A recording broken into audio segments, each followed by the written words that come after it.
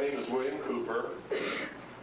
I have been, for a number of years now, attempting to wake up the American people. I've succeeded in waking up the Japanese so far, and I'm still working on the American people, but we're making progress. I was reared in a military family. My father's a retired Air Force colonel, lives in the state of Texas. He was a command pilot. While I was a child, I heard stories that the pilots would tell, sitting around the kitchen table, usually with a glass of bourbon late at night, talking about UFOs and Foo Fighters that they had seen during World War II, and other strange things that they ran into in the air. And I don't mean that literally. When I left home, I went into the United States Air Force. I had intentionally, or I had originally wanted to go into the Navy. I had a great love for the water, for the sea. I loved the books and stories that I read about the Navy and ships, and was mesmerized by all that. But you see, I had a problem. If I even looked at a boat, I got terribly seasick. I even got sick riding in a car. That's how bad this was for me. I had a chronic motion problem. If I went to a carnival and got on anything that went around, that was hospital time. And that's how bad it was. So I went in the Air Force and stood in the Navy, thinking that that would cure my sense of adventure. In the Air Force, I was trained in as an aircraft and missile and hydraulic technician. I worked on B-52 bombers, KC-135 aircraft, and Minuteman missiles. So, up until the time that I left the Air Force, I was thoroughly and fully acquainted with the state-of-the-art of our technology as far as the aerospace industry was concerned. In the Air Force, I met sergeants, usually enlisted men, older guys, and when we were out in the town drinking and carousing and raising hell, sometimes late into the night, when we had failed in our primary mission, which was to find a young lady, we would begin to tell stories and lie to each other. And they would tell me about having participated in recovery of crashed extraterrestrial spaceships that had come to rest somewhere on this earth. Because of the situation that we were in when these stories were told, I never did believe any of it at all, to tell you the truth, and quite frankly wasn't interested. I was interested in Susie or Mabel or whatever her name might have been at the time, because I was a young man. This was between the time that I was 18 and 22. I left the Air Force with an honorable discharge, served for a few months in the Air Force Reserve, and then enlisted in the United States Navy. It didn't work. I had to go in the Navy. Seasick or not, I was going to do it. And I had been reared with the teaching and the idea that to serve your country was the best and noblest thing that any man could ever do.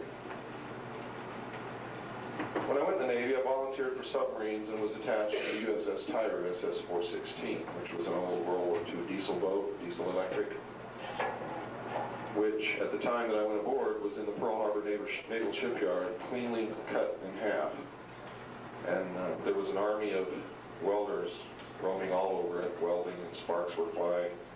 And I thought I had made a terrible mistake when I saw this. But I didn't. I had a wonderful time on board the Tyro, served with a great bunch of guys.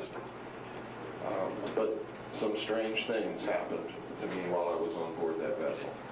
The strangest was that during a transit on the surface between the Portland-Seattle area, where we had gone to participate in what they call a Rose Festival up there, we were the tour boat.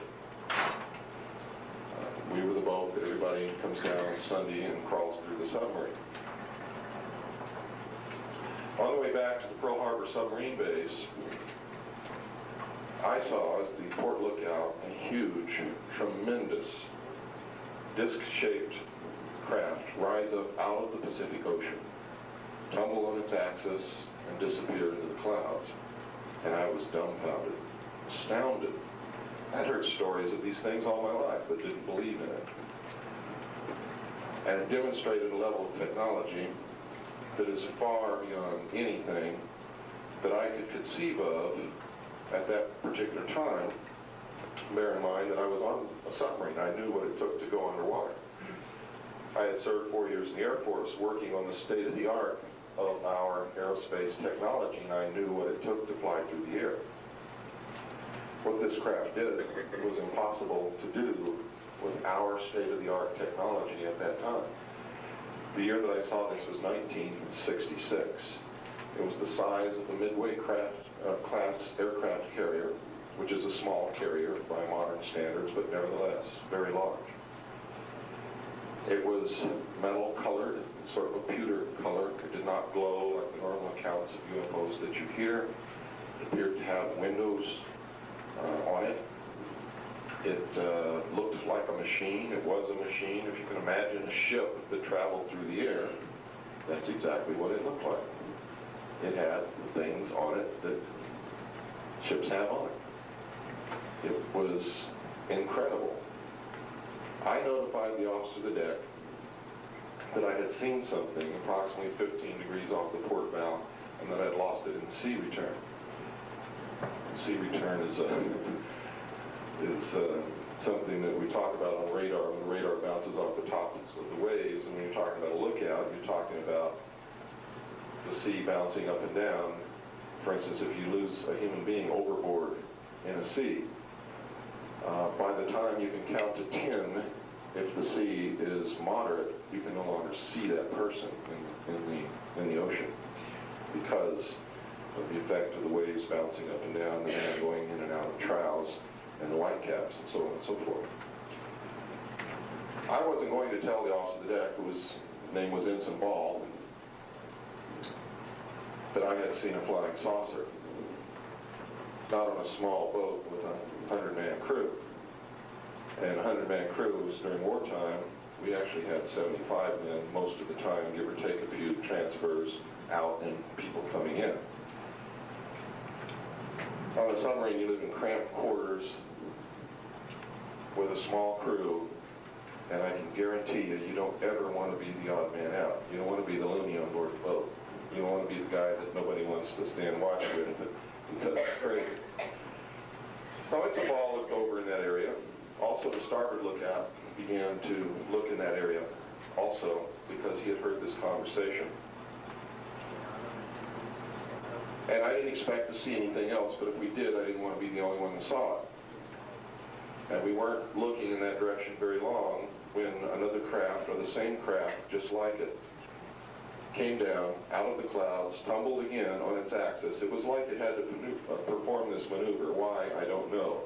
But they would come down out of the clouds, tumble, and then enter the ocean. When they came out of the water, they would tumble again and then go up. It's like they could only enter or leave the water with a certain attitude. I can't explain it, don't know why, but this is what happened. We watched this repeat itself for approximately 10 minutes. The captain was called to the bridge. The chief quartermaster came to the bridge with a 35mm camera, and we observed this take place over and over again for this 10-minute period. And what I would imagine to be 10 minutes is it was a long period of time. Photographs were taken. The chief, QMC Quintero, I've never been able to remember the captain's name, and I would really rather someone else dig out the records from Washington and verify all this, which I understand some people have done, but have not made it public. And the starboard lookout, when we call it Geronimo, we all witnessed this. We were not allowed to leave the boat when we reached Pearl. In fact, we were told right after the incident happened, as the captain took the camera from the chief quartermaster, that we were not to discuss this with anyone ever in our life, not even amongst ourselves, which was very unusual. If you even worked on a top secret project, you were allowed to talk about it amongst yourself at work, but you were not supposed to talk about it anywhere else. Well, he was telling us we couldn't talk about it under any circumstances whatsoever. When we reached Pearl, we were not allowed to go ashore. None of us, not even the captain. In fact, the message had arrived on board that those who witnessed this incident were to stay on board the vessel. We were debriefed individually in the captain's stateroom by a commander from the Office of Naval Intelligence after we had arrived at Pearl. And I believe it was about 2 hours before he made his appearance on board. The gist of the debriefing was a harangue after being asked, what was it that you saw? When we answered honestly what it was that we saw, we were harangued and yelled at and screamed and threatened until, and I'm not sure really what transpired with the others in there, but we all arrived at the same conclusion that we didn't see anything. And this is what I told the commander. The captain was relieved, could see it on his face. He was happy that I said that. The commander was happy. However, nevertheless, even though I didn't see anything, he gave me regulations and laws to read governing the disclosure of national security interests, and I had to sign a security oath saying that I would never talk about what it was that I had not seen for the rest of my life. Now, this made a big impact on my life because I knew right then and there that something was going on, and at that particular time I was convinced that we were being visited by extraterrestrials. I was sure of it. What I had seen, I was sure, could not have been built on this earth by people, by human beings. Since then, I've gone from being sure that extraterrestrials are visiting this earth back to, I don't know who the hell's doing this. And I'll explain that as we go along later. But the odds are, from the last 20 years of research that I have done, the odds are solidly with human origin. Doesn't mean that everything that we see in the sky is human. Some of them, I'm sure, are natural phenomena. Some of the things that we see in the sky may be of extraterrestrial origin. But we're going to talk about, during this time together this evening, the results of what I saw in top secret documentation when I was later attached to the Office of Naval Intelligence and assigned to the intelligence briefing team of the Commander-in-Chief of the United States Pacific Fleet, and over 19 years of very thorough research, conducted not just by me, but by many people. Now, let me give you a little bit about my background since those days. When I left the Navy in December the 11th, 1975, I did so because what I had seen in these top secret documents and things that I had participated in, operations, told me that I couldn't be a part of the United States Navy anymore, and in fact couldn't be a part of the United States government anymore because the people were being deceived. I left the service 5 years before I could have retired very comfortably on your tax dollars, and if I had done that, I probably would never have spoken up or told anybody anything about what I had seen during those years, because that's how they keep people silent. If you talk, you can be prosecuted, you can be put in jail, you can be fined up to $10,000, and you can lose all pay and allowances due or ever to become due. My own father told me, sitting in his living room in Texas, he says, "Son, I'm proud of what you're doing. I've known about this all my life." Bear in mind, this is an Air Force colonel talking. He said, "I've known about this all my life, and I'm proud of what you're doing. But I can't help you because my retirement check is the only income that your mother and I have for our old age." So those of you who wonder why military people and retired people don't talk out, that's why they don't talk. They can be totally and completely devastated, wiped out overnight if they did. Now, I believe there are ways to do it, but still that fear is there. And it's an overwhelming fear. It scares the hell out of people. How many of you in here are approaching the time when you're going to have to rely on your retirement to take care of you for the rest of your life? Let's see a show of hands. If you knew, let's see a show of hands again. If you knew that you could lose that retirement check if you talked, would you talk? I think that's a good indication for the rest of you as to how these secrets are controlled. There are several ways to control people, and money is one of the primary methods of control. When I left the Navy, I became an instructor first for the Coastal School of Deep Sea Diving, and then the chief instructor. Eventually served on the board of directors. I went from there to the College of Oceaneering in Wilmington, California, where I served as the head of the deep diving mixed gas saturation diving department. It is the most prestigious commercial diving school in the world. While I was there, because many of us were ex-Navy and had served in intelligence or SEALs or in some area of the Navy where we had very high security clearances, we also trained many divers, military divers of foreign countries at that school. We trained the entire Israeli Special Forces diving team, who then went back to Israel and set up the first diving school in Israel for the military forces, and those students served as the first instructors for that school. And we did many others. We taught a contingent of divers sent to us from communist China. And you're wondering, how did that happen? I thought we were in a Cold War with communist China. Well, some of the things you're going to learn tonight are going to open your eyes and open your ears, and I hope it will open your mind to the fact that what you perceived as reality for the last 50 years has been the biggest snow job that probably has ever occurred in the history of the world.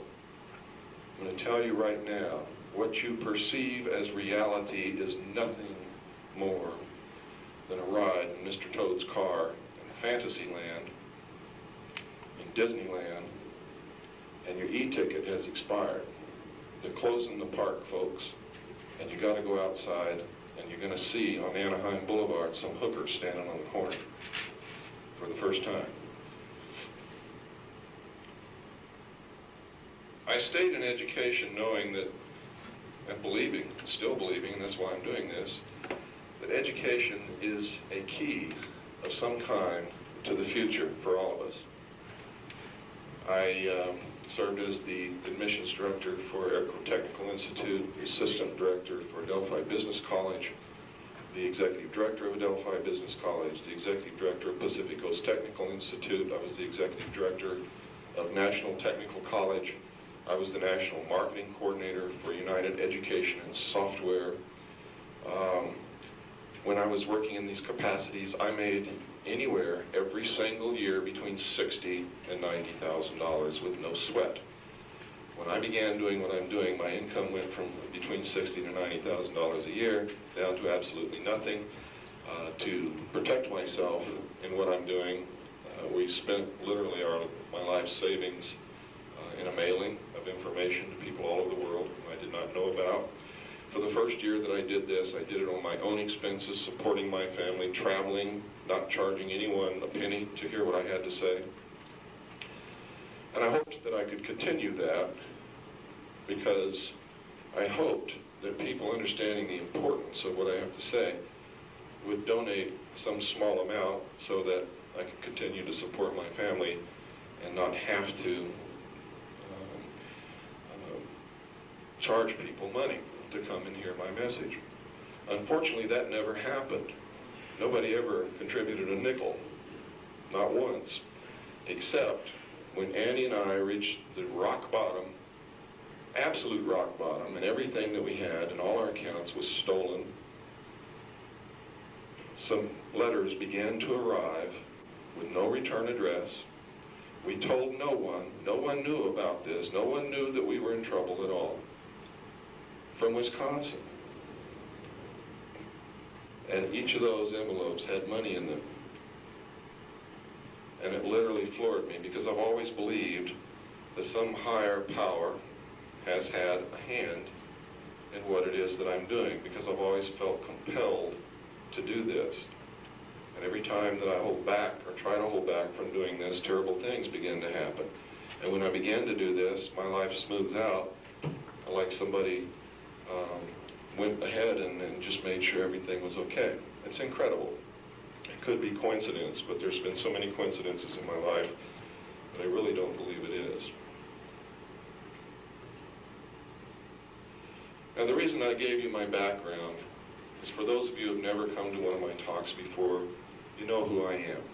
You know that I'm not some guy up here that thinks he's the Wizard of Id or some Looney Tune guy. I have always been, all my life, a solid member of the establishment. I was conservative, gung-ho, brought up in a military family, Bill Cooper. I have always contributed to the community that I live in. I have always participated. I have never been a burden on anyone in my life, nor do I ever intend to be if I can help it. So that should give you something to go by when you weigh what it is that I'm going to impart to you tonight. And this is a workshop, except for the fact that we've been cut severely short on our time. I want it to be a workshop. I want some interaction here between us. But I don't want to get to the point where we're arguing semantics, or if I say something that disagrees with your religious point of view, I don't want to get into religious arguments, because that's not why we're here. I'm here to impart to you what it was that I saw in documentation many years ago, and what I've learned through 19 years of research. And I hope that that knowledge will help you in your search for the truth. And as in every lecture that I ever give, or every workshop that I ever give, or any conversation that I ever have with anyone, I don't want you to believe anything that I impart to you tonight unless you can go and verify it and confirm it from different sources. And I don't mean because somebody tells you that Bill Cooper, yeah, he was telling the truth. I mean, you've got to be able to prove it to yourself. You see, one of the reasons that we've gotten to this point, folks, is that most people are blindly believing on faith what they're told by a lot of people. A lot of people. The government, for one. Your parents, for another. And a lot of untruths have been passed down and are still being passed down from father to son, to his son, and mother to daughter, and so on and so forth.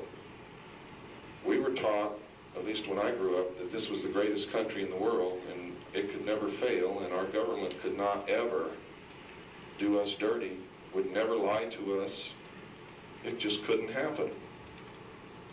And I'm here to tell you that it hasn't happened. For the last 40 years, our government has not been allowed to function as it was meant to function by our forefathers. It has been infiltrated. It is being controlled. It has been subverted.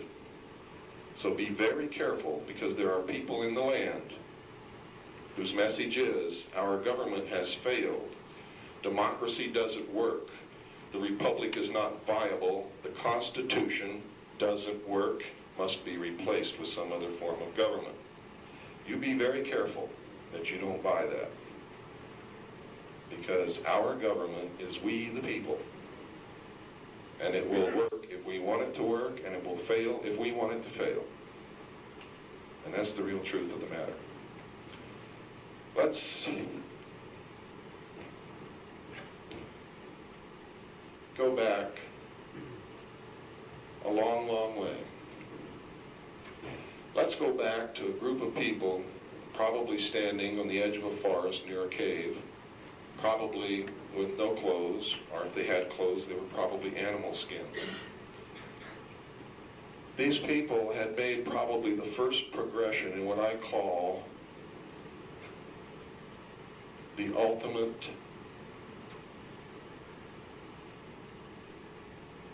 state of living in divine grace. They had learned that to be alone in the forest was not good. They had banded together in a small band. They had sought out this cave for shelter, and they're living together. Some of them probably went out and hunted. Some of them probably gathered nuts and berries. Some of them, because there were women, stayed and took care of the little children. But one of them learned something that the others did not know how to do. And this person realized, whoever this person was, that if he concealed the process by which he did this act, whatever it was, from the others, that he could have the best and warmest spot in the cave to sleep, that he could have more food than everyone else, that he could probably have the woman of his choice, that he could be the king. And so he withheld knowledge from the others. This man, whoever he was, founded the Illuminati. He was the founder of what group calls itself the Guardians of the Secrets of the Ages. The men who throughout history have learned to withhold knowledge for their own gain and power, because they believe that the rest of us are not capable of understanding or using our intellect, and that we would misuse that knowledge. And so we are to be guided and herded like sheep and like cattle. This is their true feeling about the great herds or masses of people. If you believe as they do, we're herds. Now, I have been able, for the last 19 years, to come up from thinking that everything in the world stumbled along and happened when it happened, to believing that no, that can't be right because there's too much organization to it, and it very seldom ever happens in favor of the people. Very seldom. And if it were by accident, it would have to happen in our favor more often, but it doesn't. So I began to look in conspiratorial literature, in history, to find evidence of this. And I've not only found evidence, but I found proof. I found that these men existed all the way back before the ancient Temple of Wisdom in Cairo, long before the birth of Christ.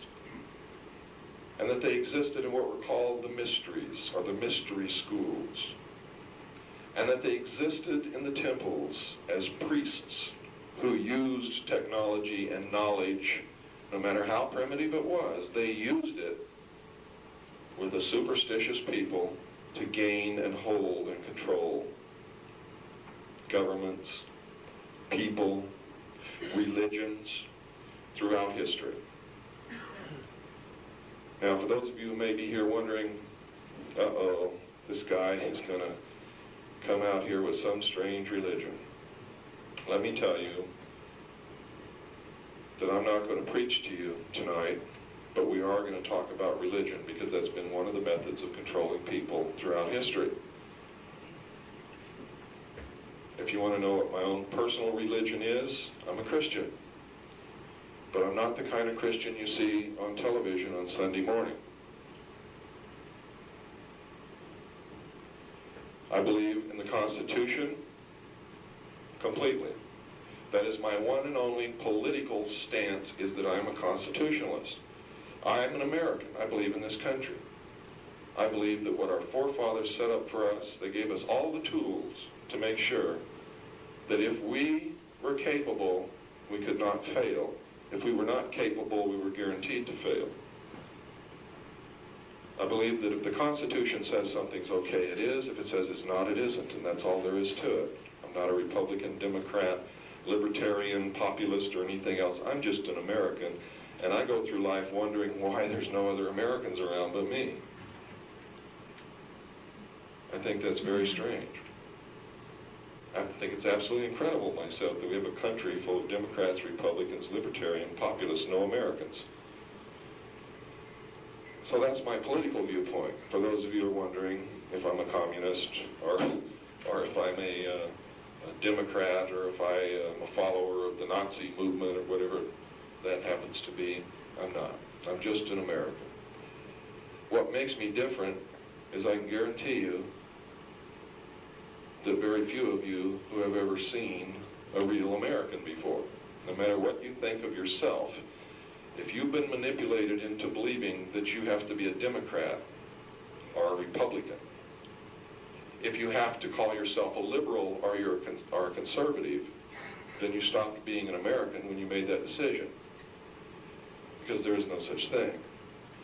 If you believe in the Constitution and the Bill of Rights, then you're an American. If you believe anything else, you're not. It's as simple as that, because that document is America. If you don't believe me, tear it up and throw it in the trash can and see how long this country exists. America is that document, and it is nothing else other than that document. So if you believe in this country, you must believe in that document. Otherwise, you're believing in something else. I'm not against that. If the majority of the people in this country don't believe in the Constitution and want to get something else, then it is in the Constitution a method by which we can do that. And if we exercise it legally and lawfully through the Constitution, that's okay too. But when we try to go through the back door, no, it's not. We're being subverted. The Constitution is being destroyed, is in the process of being relegated to the trash can, and most Americans don't even understand that.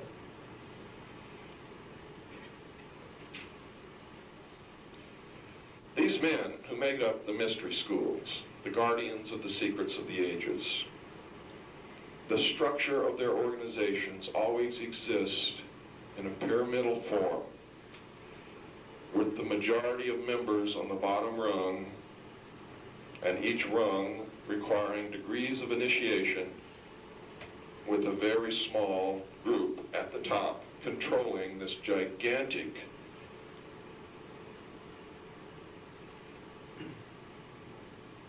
number of people below them, and they are used to gain a consensus of opinion by which these men control the society.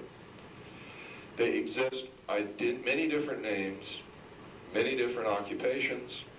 At times they appear to oppose each other because they practice Hegelian conflict resolution. Thesis, antithesis, the clash between the two results in synthesis, which is always where they wanted to get to begin with. But to get there without you realizing that they're the ones who manipulated you there, they divide you up into opposing groups: Republican, Democrat, Libertarian, Socialist, Communist, and they cause you to fight with each other. They are the ones who create the problem that will give them the solution that they want. But it is you conflicting with each other that brings about that solution, that synthesis. And in that respect, they're absolutely right. We are no better than cattle, and we are stupid because we don't even realize that we're being manipulated in that manner. And this occurs all the time. Their symbol is always the triangle with the eye, the all-seeing eye. This is their identification mark to each other.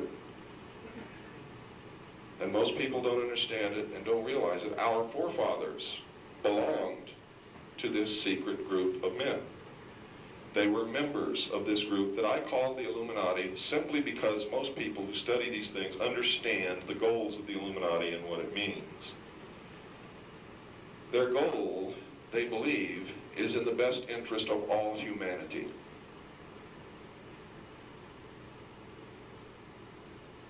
And we'll go into that a little bit more along the line. They believe that they're doing the right thing. They believe that the end justifies the means, They believe that they are the only ones on this world with truly mature minds. And while they understand the literal, esoteric truths and are able to communicate directly with God, we are only giving the exoteric interpretation.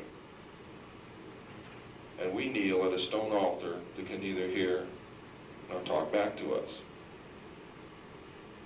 This is what they believe. They believe that we are cattle who do not use our intellect, and thus our stakes on the table by choice and consent for those who do use their intellect. And my goal, I have a couple of goals. One is I do not ever want to make another prediction that turns out to be 100% accurate, because that will mean I'm succeeding. In other words, I want to be a failure at predicting. Number two, I want to wake you up to the point where you can stand in front of a mirror and say with no hesitation, I've been stupid all my life, and I'm never going to be stupid again, and that you will begin to use your intellect so that we can control our destiny, because if we don't, a small group of men meeting in secret will. Make no mistake about it, they will. And the only way that they can do that is if we are brought under complete and total control on a 24-hour basis. And that's what the New World Order is all about.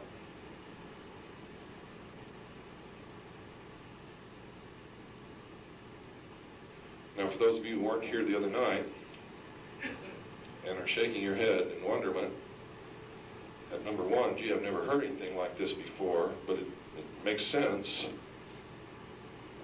But how much faith can I put in what this guy says? I have been telling people for the last 5 years what was going to happen down the line. And I've been 100% accurate on every prediction that I've ever made. And I don't like that. That's not my goal. As you just heard, my goal is to be absolutely inaccurate. Then I will know that I'm succeeding. When I was with the intelligence briefing team and the Commander-in-Chief of the United States Pacific Fleet, I saw documentation that said extraterrestrials are real. They're not only real, but they're here. They're not only here, but in 1954, an agreement was made between the United States government and these, at least one group of extraterrestrial beings, for the exchange of technology. And in return, we agreed not to disclose their presence here on Earth. We also agreed to allow them to abduct human beings on a limited periodic basis for the purpose of medical examination and the monitoring of our development. That this was being, the exchange of technology was being conducted in an area called Dreamland, which was in some place which had a first name of Yucca, and I can't remember what the last part was, but I've been able to locate several Yuccas: Yucca Valley, Yucca Proving Ground, Yucca Flat, and there may be even more. But I do remember that whatever this Yucca was in the Mojave Desert. And it was called Dreamland. I know that recovered crashed extraterrestrial craft in these documents that I read were being tested first in an area called Tonopah, and second in an area after it was built called Groom Dry Lake, or Area 51. I can take you today, this very minute, to a spot in the Nevada desert outside of the Atomic Energy Commission test site near Groom Dry Lake. You can bring cameras, videotapes, whatever you want, and you can stand there in the desert, if you're willing to stay there 2 or 3 nights, and watch these craft fly. Watch them being test flown by the United States government. Now, you have to understand that there is so much deception and manipulation involved with the bringing about of the New World Order that even as far back as 1972, I could have been shown these documents to make me go out, eventually, knowing my psychological profile and my patriotism, and talk about this.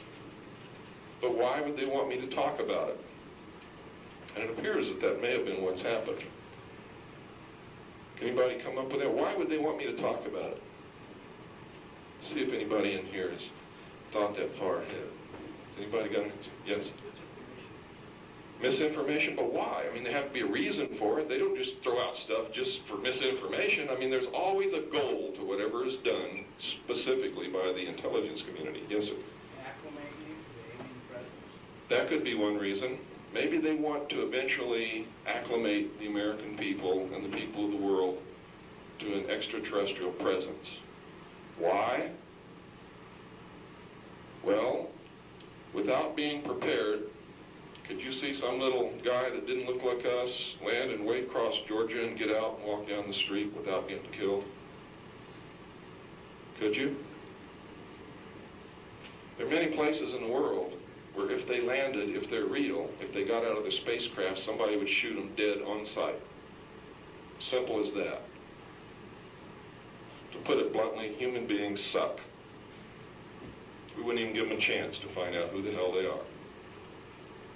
We've been killing each other for thousands of years, maybe tens of thousands of years. What makes anybody believe we would treat them any different? Most people, not most people, maybe most people in some areas might even be proud of it, might even want to stuff this little critter and hang it on their wall as a trophy. You got a deer last week, Joe? Well, I bagged a reticulum. It's the truth. It's the truth. Why else would they maybe want to put out this information? Want to let us know that pretty soon that the aliens are taking over. Well, we don't know that. I said they want to build us up, but then when they do say, well, let's come and land it, they won't take us over. You're close. Yes, sir. Okay, so they can say in the future, well, we got somebody like that. That's a good one. Panic would cause economic collapse. And then with their That's true. Without preparation, there could be all kinds of consequences, all of them bad. And they could say, hey, we've been telling you for years. What do you mean we never told you? We've been telling you for years. You're just too dumb to realize it. Yes, sir. I think for like movies, a lot of television, kind of their way of testing our reaction. Then they can go from there and adjust. We might be looking for individuals who are under their esteems to stop. Absolutely right. One good example of that is Robert Lazar. I encourage all the other scientists who work at the test site to come forward. If any of them did, I guarantee you they're locked up tighter than a drum right now. Yes, sir? That's a good one. In other words, a shock test for the computer model of the New World Order, which is already in place. I'll try one more. Yes? Pardon? Declare martial law? No. No. How about this? How many of you in here have ever read a report called A Report from Iron Mountain? Anybody? Stand up. I bet you this guy's got the answer. What did it say in that report?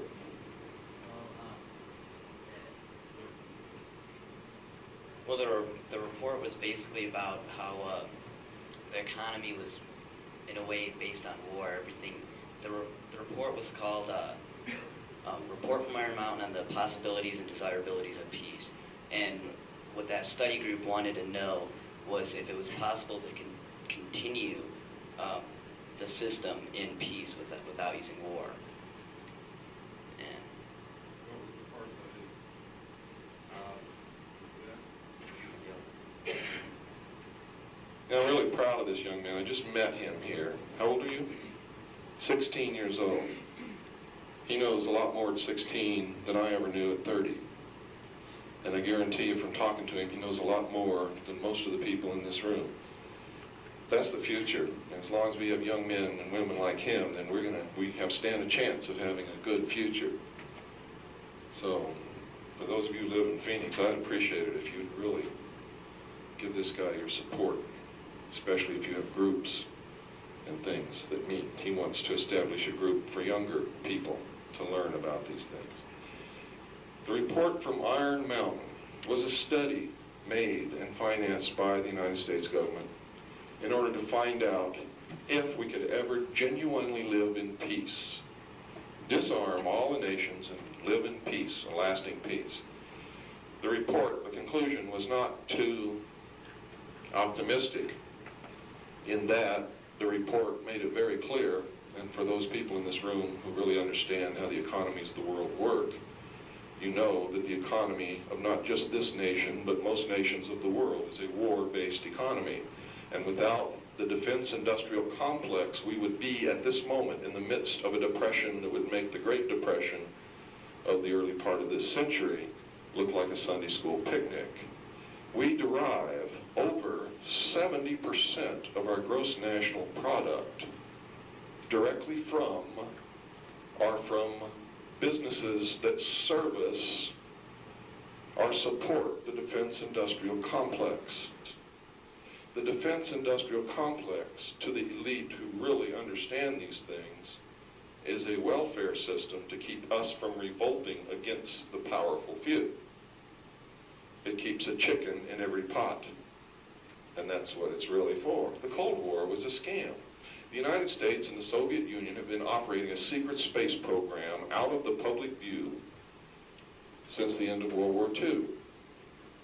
They have developed a technology that would make George Lucas and Steven Spielberg turn green with envy. Resembles nothing less than sheer magic. For those of you who are interested in alternative healing methods, they don't withhold those things from the public so doctors can get rich, like I've heard from so many people who are into alternative methods of healing. They do it to keep the population of the masses in check. They want people to die. People have to die. The sooner the better, in their estimation. Why? Let me tell you why. Because between 1957 and 1990, the population of the world doubled. I remember going around for years wondering, what the hell's going on? I mean, everything's different. It's not the same anymore. And it wasn't. It was mainly a result of increased population.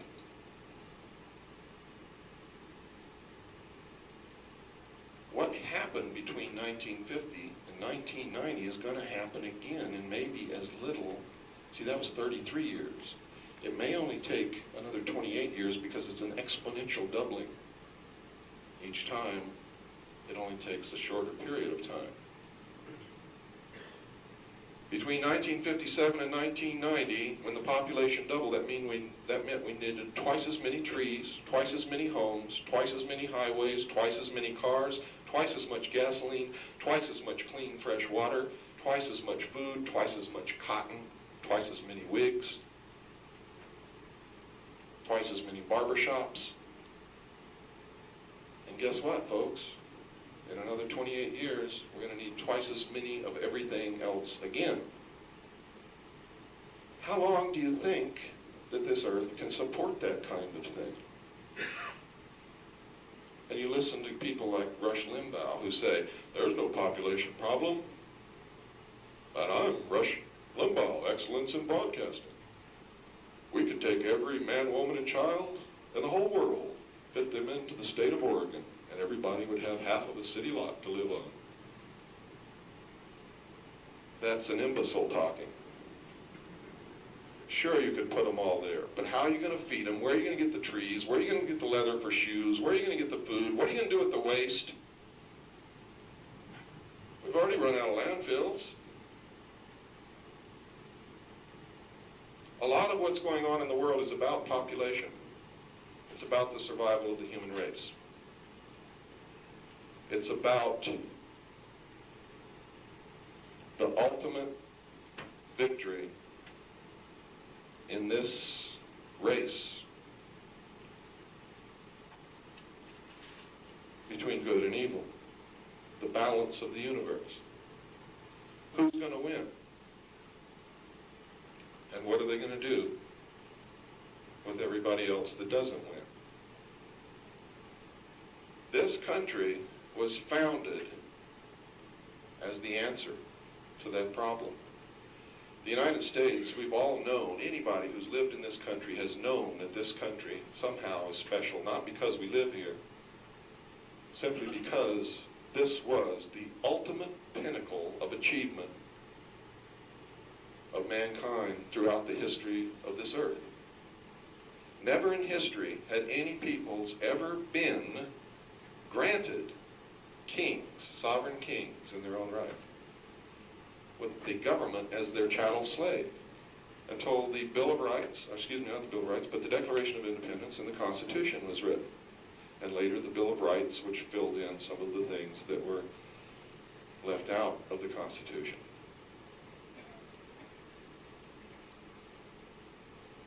How do I know this? This guy's wacko. This is no different from any other country. It's just our forefathers had bigger guns than King George did. It can be proven mathematically. And now you think I'm really nuts.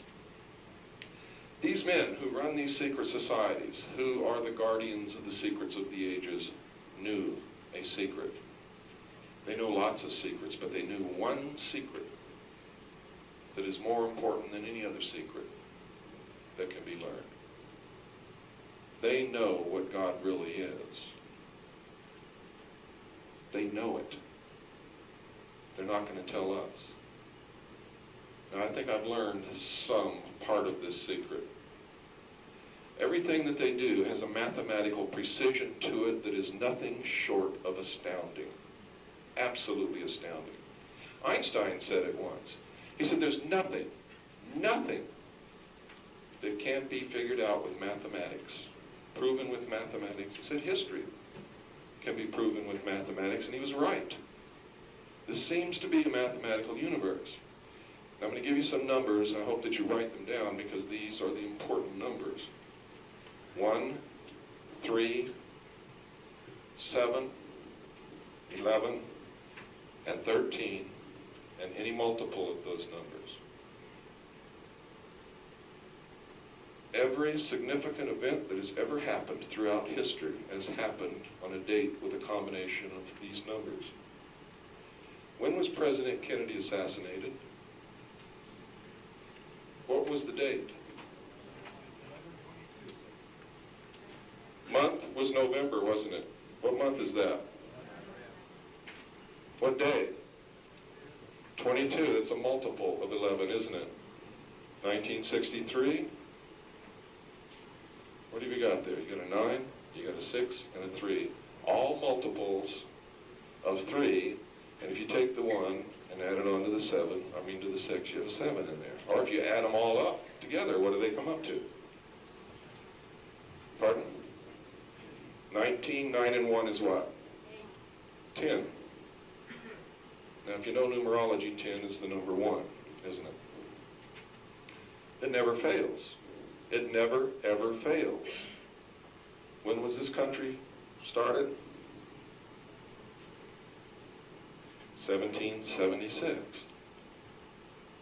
2 7s, a 6, and a 1. Figure it out, folks. I don't have to stand up here and do this all night. You can figure it out with any important dates throughout the history of the world. It is just absolutely true. Now, you can go a step further. They believe, and I've come to believe this also, and that's why my job is so important. We have to raise, as the answer to this battle, we have to raise the collective consciousness of the entire human race, and we have to do it quickly. It must be done. And I know there's some of you out there, you never heard of this. What is a collective consciousness? It is all of us thinking the same thought, which then becomes powerful. It's the power of prayer. That's what prayer is. And I'm not preaching to you, and I'm not talking religion. I'm talking fact. This is the truth. This is one of the ultimate truths that's been withheld from us. A thought, a pure thought, if enough people think it, will manifest itself as reality. And when it manifests, it grows. And as it grows, it will take on a three-dimensional quality. And that's why the pyramid is the building block of the universe.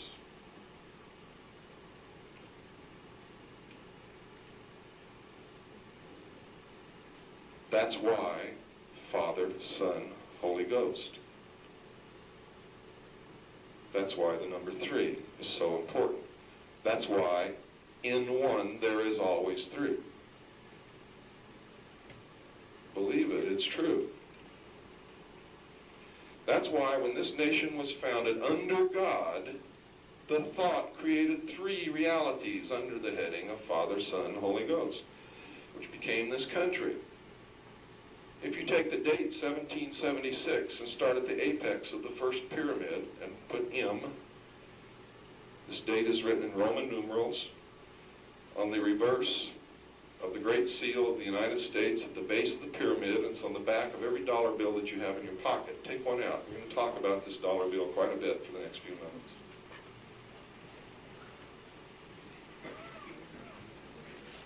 Nobody told me all this, folks. It's just that in all my years of studying these secret societies, all of a sudden, I began to become illuminated, which is what they call themselves. If you study something long enough, sooner or later, you become to understand it. If you start at the apex of the first pyramid, remember there are 3, go from the top to the left corner on the bottom and across to the right corner of the first one, and then start at the top of the second one and put those Roman numerals at each corner. Across the top, you will come up with MCX. MCX is 1110. That was the date that the ultimate branch of this secret group of men founded the Knights Templar, which is still in existence no matter what you've been told. It was founded by the Prior de Sion in the city of Jerusalem. It was commissioned to find and guard the last remaining relics of Jesus Christ, and to guard the pilgrims who were traveling to and from the Holy Land. They weren't destroyed because they were controlling the money of the King of France, as you see in history, because history has been rewritten to make you believe what they want you to believe. It was destroyed because they withheld these relics from the Pope and from the King when they demanded that they be turned over.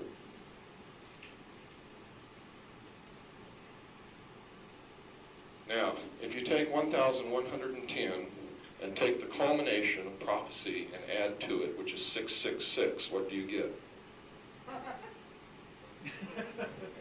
You get 1776.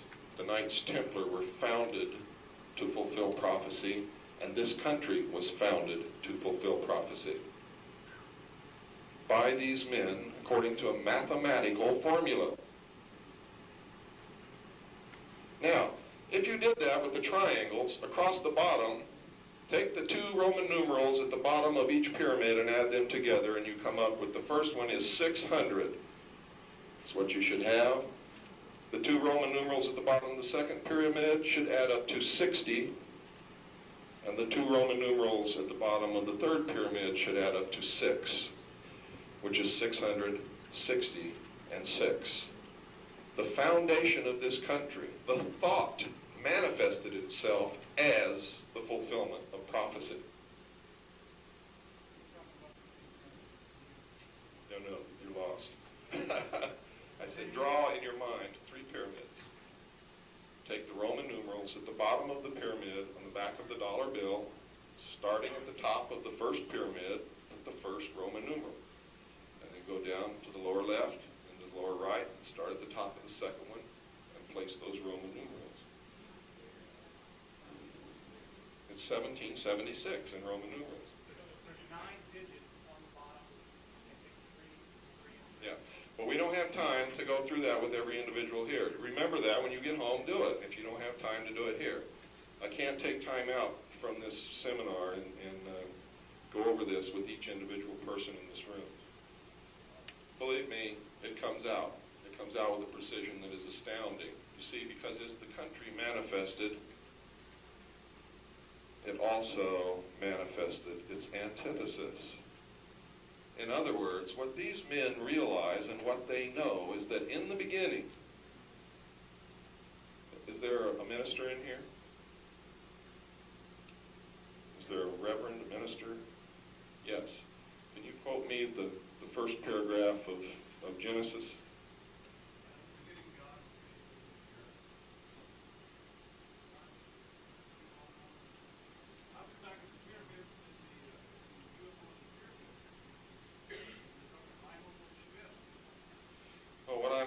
What I'm talking about, and I didn't want to misquote it because I've memorized it. In the beginning, God created the heaven and the earth. It talks about there was the Word, and the Word was with God. These men believe this, and I've come to think that this is probably true. No matter what your concept of God is, if you believe in a God, God created everything that there is. If you don't believe in God, then it all happened by accident, so this may have been the way it happened by accident. We don't have to be in church to understand this, and it has nothing to do with church because the men who believe these things aren't religious men.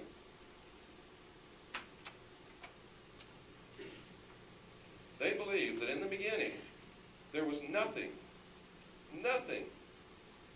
but whatever there was in this nothing came together as a thought. If you can imagine that. It's the old thing, what came first, the chicken and the egg? Well, they believed that this was pure thought. And the thought, because it was all there was, manifested the reality of everything that is or ever will be was manifested at the same time. Now, they're not talking about fate.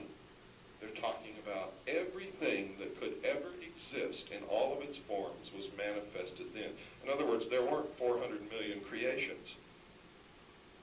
In other words, next year, he's not going to create Joe Smith, who's going to work in a pickle factory. Joe Smith was created in the beginning. Everything that ever is, was, or will be was created at that moment. And individual thought, our consciousness, is what arranges everything that is into what can be in the future. Now, you don't have to believe this, but this is what I'm telling you, these men believe. They think this, they believe it. And as far as I can tell, they appear to be right. Lemon-colored Cadillac parked in fire lane. Must move are, well, I'm not going to say what they said. It's going to happen here, but if you got a lemon-colored Cadillac, I'd go move it. Huh? It says lemon-colored Cadillac. If you're confused about what color your Cadillac is, you better go check. If I were you, I would check.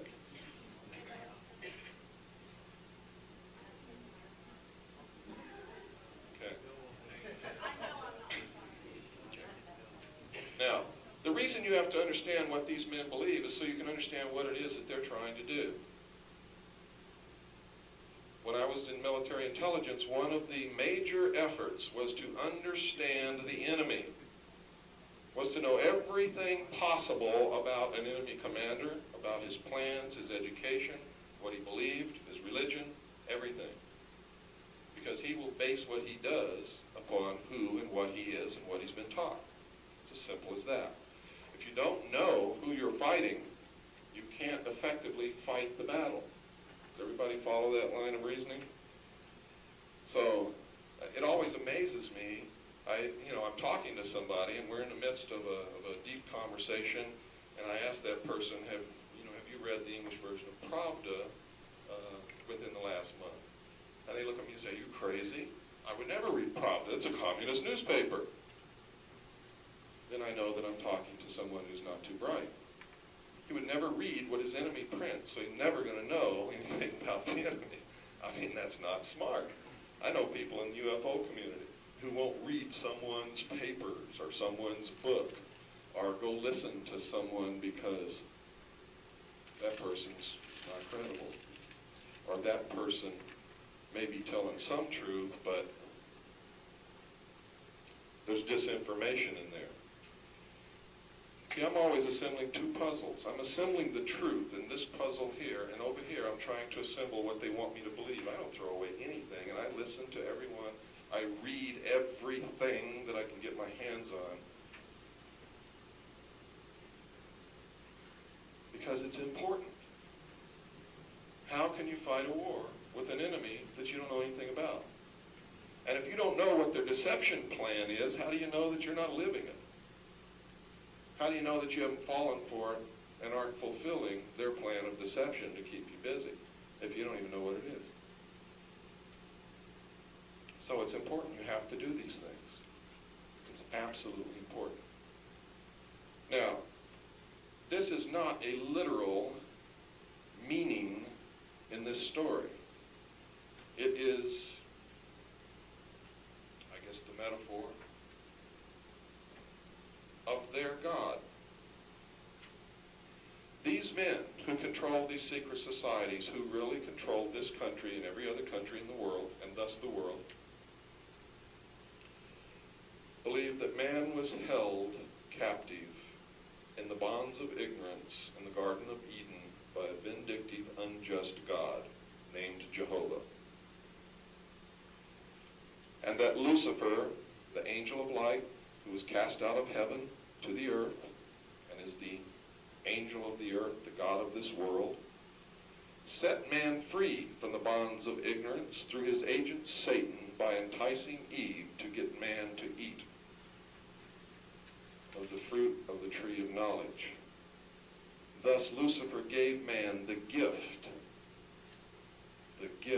of reason, by which man, through technology, will become God. That is at the root of their philosophy, and that is the true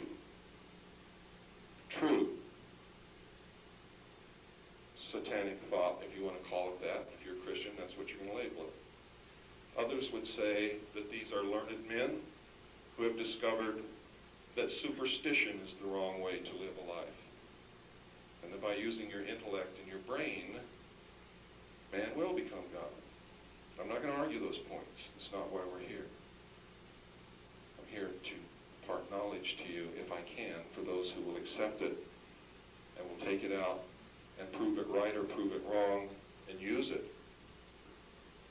Because we're engaged in the ultimate battle for man himself, your very soul. This is what this is all about. It's what everything is all about. The final battle between good and evil. There's a balance in the universe. And if thought can manifest itself as reality, just as it did in the beginning, its antithesis will also manifest.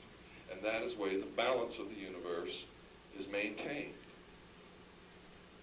You have to understand that the word good has no literal meaning whatsoever if bad does not exist. There can be no good without evil. There can be no evil without good. A woman without a man will be the last in her line of species. Whether she's an ant, whether she's a human, whether she's a bird, makes no difference. A man without a woman will be the last in his species. There can be no positive without negative. It doesn't exist. I've had some real belly laughs over this concept in the New Age movement that you're not supposed to think a negative thought, that you're supposed to dismiss all negativity from your mind. You can't live that way. It doesn't work.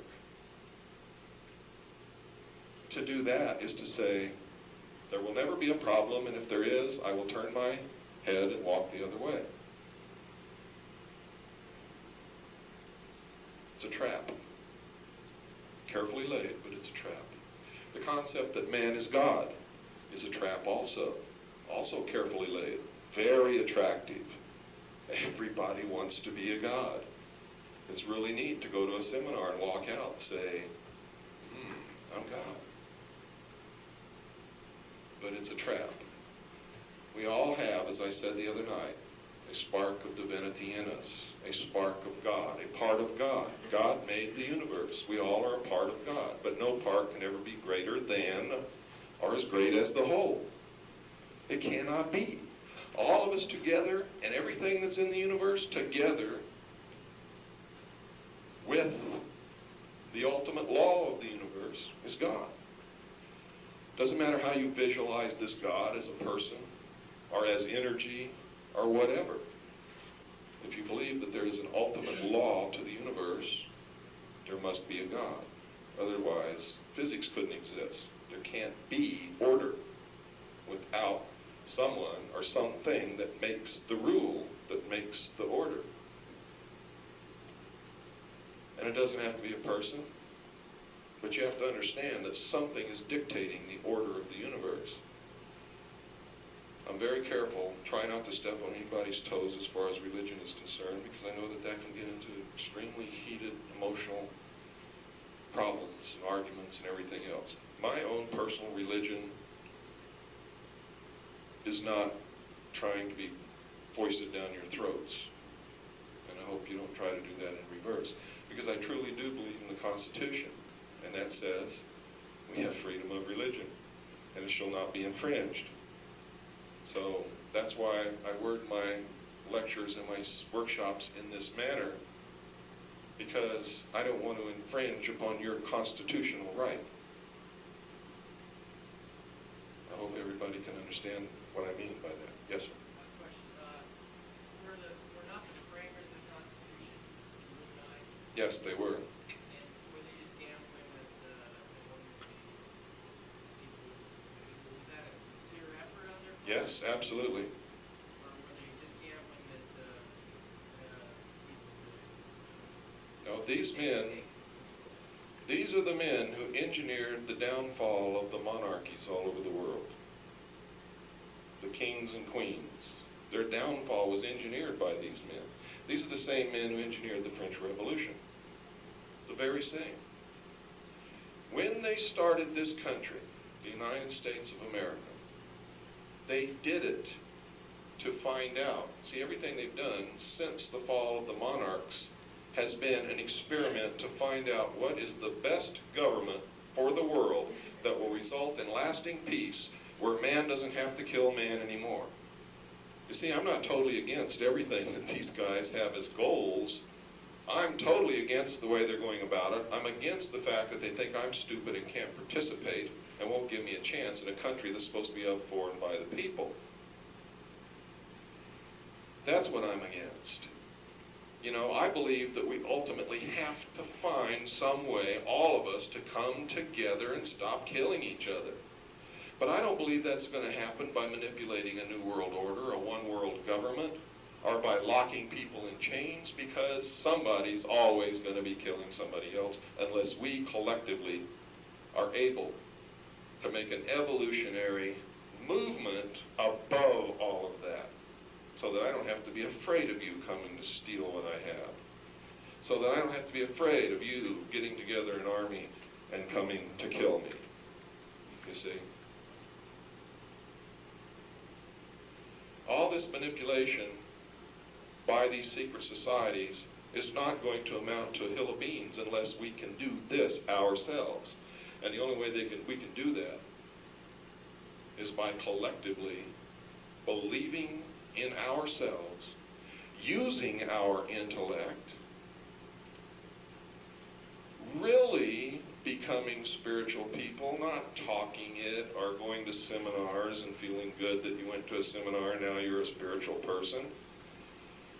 Boy, for all these gods that are walking around in the New Age movement, man, I've seen these gods do some things that are incredible.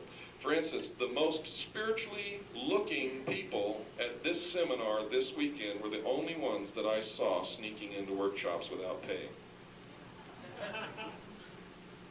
Yet, I mean, they were dressed the part, they were preaching, they were going around blessing people. I'm not going to tell you who they are, because my purpose is not to hurt anybody. But I want you to know that. I mean, you can't profess it and not live it. It can't be done. And expect the world to be a better place.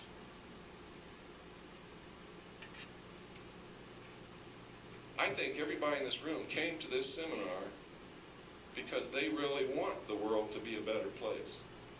But I know that many people who are here professing that want, when they leave here, are going to go do something bad to their fellow man. Maybe out of fear, maybe out of greed, maybe out of weakness, maybe out of temptation, but nevertheless it will be done. And I can safely make that prediction because that's what man's been doing since the beginning of time, because that is the nature of man. That is our nature. The first thing you have to understand before you can correct a problem is you have to understand what the problem is. Our problem is our nature. And that's why we must make an evolutionary jump forward in our collective consciousness as a species in order to stop this stuff. How can it be done?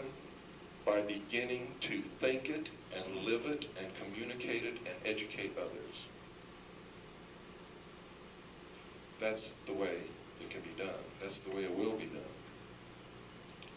By using your intellect. By the next time that George Bush comes on television and tells you you have to send your sons and daughters to Ethiopia to kill the people in charge of the food because they're starving the children, or whatever stupid excuse he uses, that you stand up and say, hey,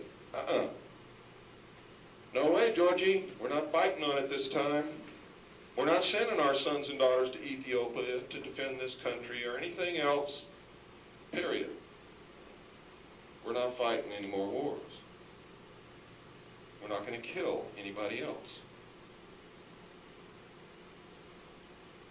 Did you really believe that for the last 45, 50 years that all the Russians were sitting around their kitchen tables plotting ways to do away with us? Did you really believe that? How many of you think that that was happening? Good. Most Americans did, I think. They thought that every Russian wanted to come over here and wage war on us and bomb us off the planet. It's not true, folks. Those people sitting around their kitchen table were worried about where they were going to get their next ruble and how they were going to feed their kids for the next month, and whether or not they were going to get a promotion at the plant, just like all of you were doing for the last 40, 45 years.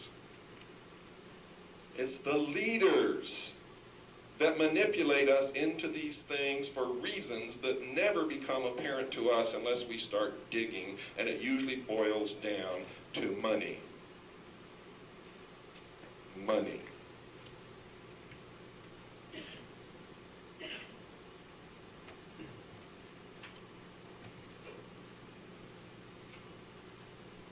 It only happens because we let it happen.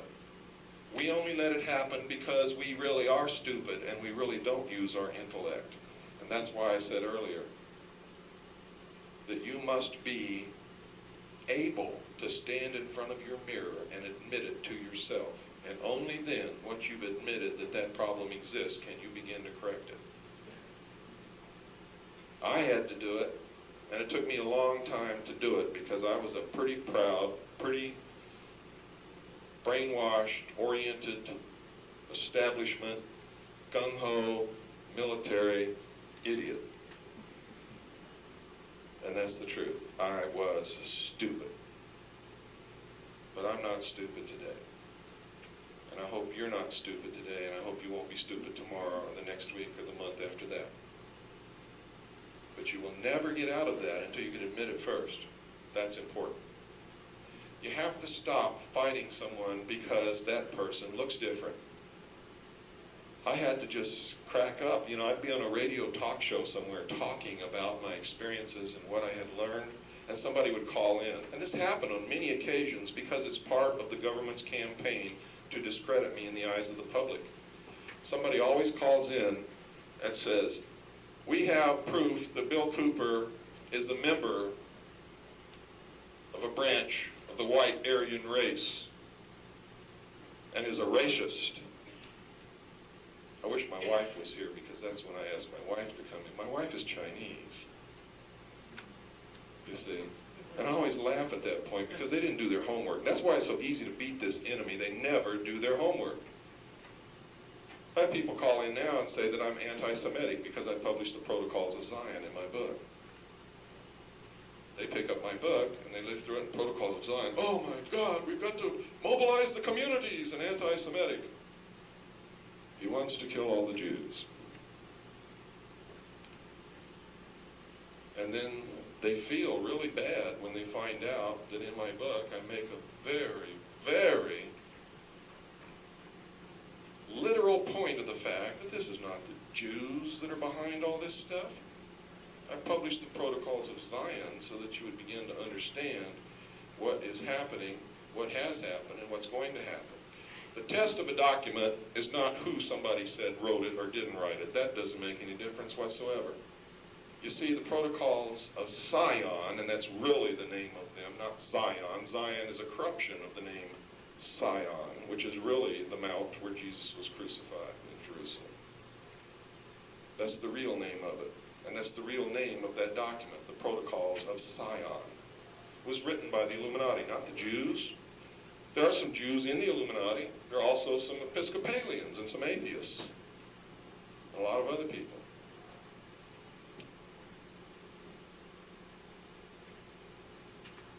I wrote it so people can see how they're deceived and how this deception works. Another one's the gemstone file. The gemstone file is pure disinformation that was put out by the Central Intelligence Agency researchers on astounding journeys in fiction and never get at the truth.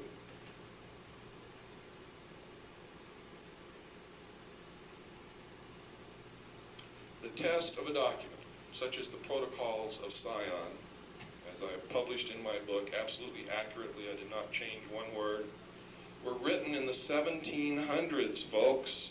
And the test of the authenticity of a document is not whose name is signed on the bottom, it's whether or not the plan in the document is carried out. And the plan in that document has been carried out to the letter since the 1700s, and the only thing that has not come to pass as of this day that's outlined in that document is they have not yet placed a descendant of the house of David who can say that he's related to Jesus Christ on the throne of the world. And when they do, he will not be the enemy. He will be the figurehead of the real shadow power that lies behind the throne, just like right now today. How many of you believe that Ronald Reagan was really running this country? How many of you thought it was Nancy? If you guessed Nancy, you were closer to the truth than if you guessed Ronald, because Nancy is the granddaughter of John W. Davis, the founding president of the Council on Foreign Relations.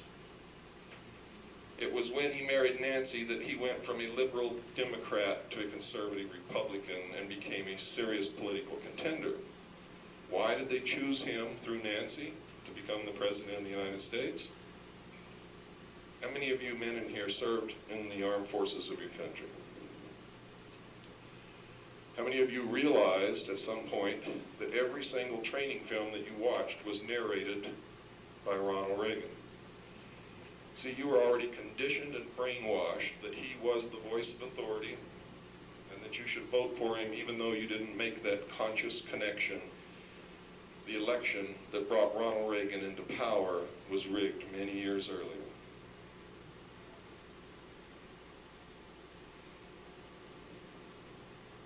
Was rigged.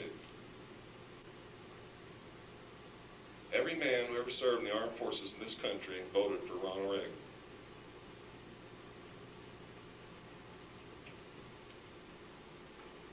Because they had been trained to listen to him, to believe him, and thus to vote for him.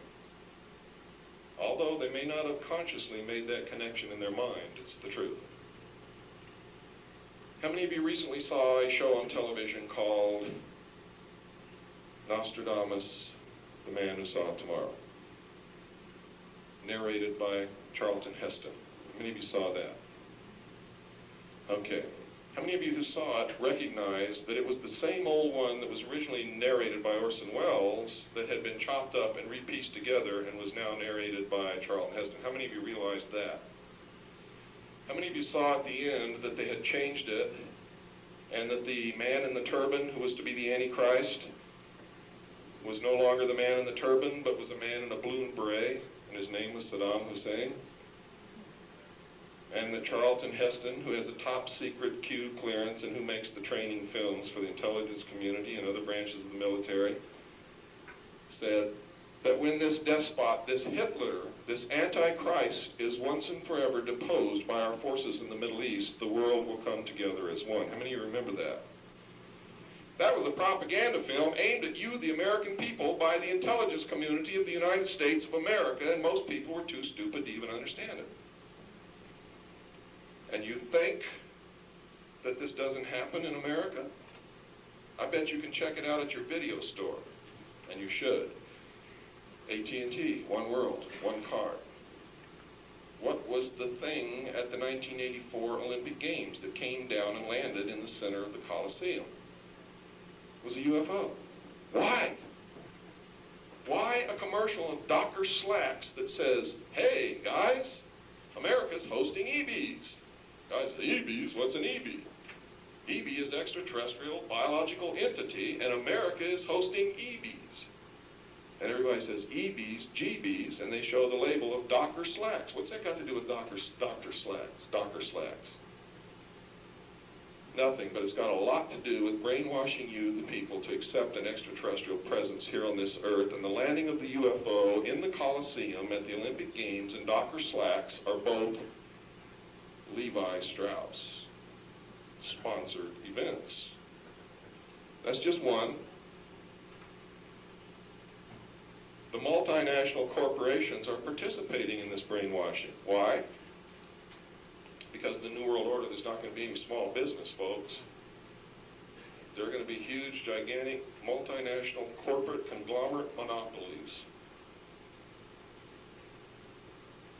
They're all for it. I've had members of the board of directors of multinational corporations tell me I was wasting my time.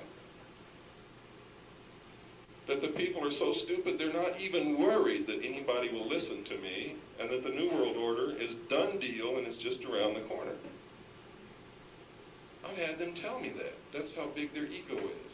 Their ego is so big they can't wait. CBS used to just be the eye. Now they got the pink triangle revolving around it. They're telling you.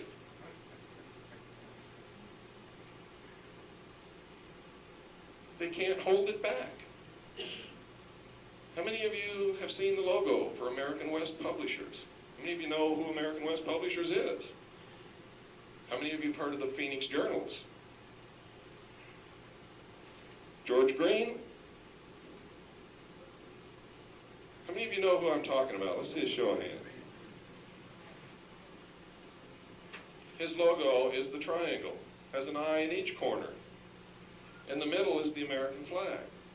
In the symbology of the Illuminati, he is telling you America is in total control of the Illuminati.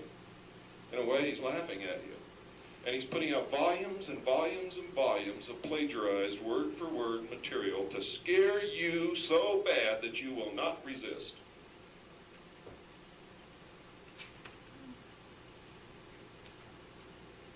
And in the latest one, Commander Hatton, the space cadet, is recommending that you liquidate all your assets, convert your assets to cash, send the cash to George Green. He will buy gold and he will store it for you.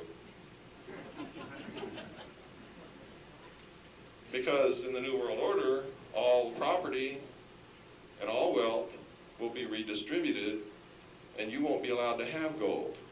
Well, what makes you think he'll be allowed to have it? And what makes you think he's going to give it back to you after all this occurs? And guess what? Thousands of people are sending George Green their money, except the people in Texas. You see, because all across the state of Texas are these unfinished real estate developments that George Green started, stole the money, and split to the UFO community. And they're standing down there with a rope in their hand waiting for him to come back. Because he already ripped off the whole state of Texas, and now he's going for you guys. These are just examples of how they're flaunting it right in front of your nose and how people are buying this and sucking it up and don't even understand what's going on. It's an example of what they believe to be true proving itself to be true, and that's what's got to stop. You've got to stop proving to them that we're cattle, that we're stupid, that we can't use our intellect, and we're not worthy of governing ourselves. Because that's the decision they've made, and that's why the New World Order has to be. You see, this government was founded as an experiment to become the New World Order in one of two ways.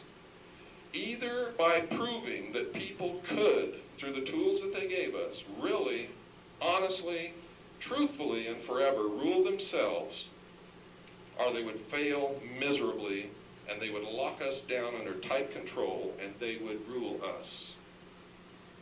The decision was that the experiment has failed, and I have to tell you, they're absolutely right. When nobody votes, we're not running this country. When nobody cares, we're not running this country. When you elect professional politicians time after time after time to the same office, we're not running this country. We don't even pay them.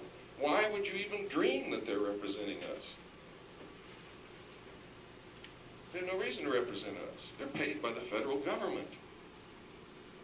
See, our country was set up so that citizens would go serve in the State House or in Washington for one term from any community, and one term only, no matter what office they held, and never go back again. And while they were gone, the community sent them rations to subsist upon, took care of their farm or their business, and made sure that their family was fed and their health was taken care of. They had a vested interest in making sure that they represented that community, wouldn't you say? Who have we sent to Washington or to the State House lately that has a vested interest in representing any of us? I can't count one. I can't count any that even care.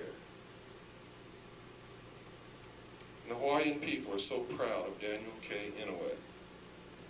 And he sold them down the tubes, giving away their land. Maybe you read the paper this morning. Giving the Hawaiian people's land away. In the Iran-Contra hearings, he was the chairman of the committee. When Congressman Jack Brooks brought up the issue of the plan to suspend the Constitution, which is not allowed for anywhere in the Constitution, so it's illegal, he was shut up by Daniel K. Inouye. I can talk about senators and congressmen from every state in this union because they're all just as guilty.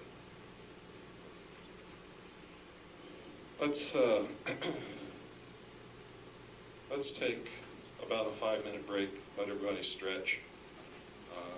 I don't know if you can make it out safely and back to your chair, but at least you can stand up and take a stretch and a breather, and then we'll start again.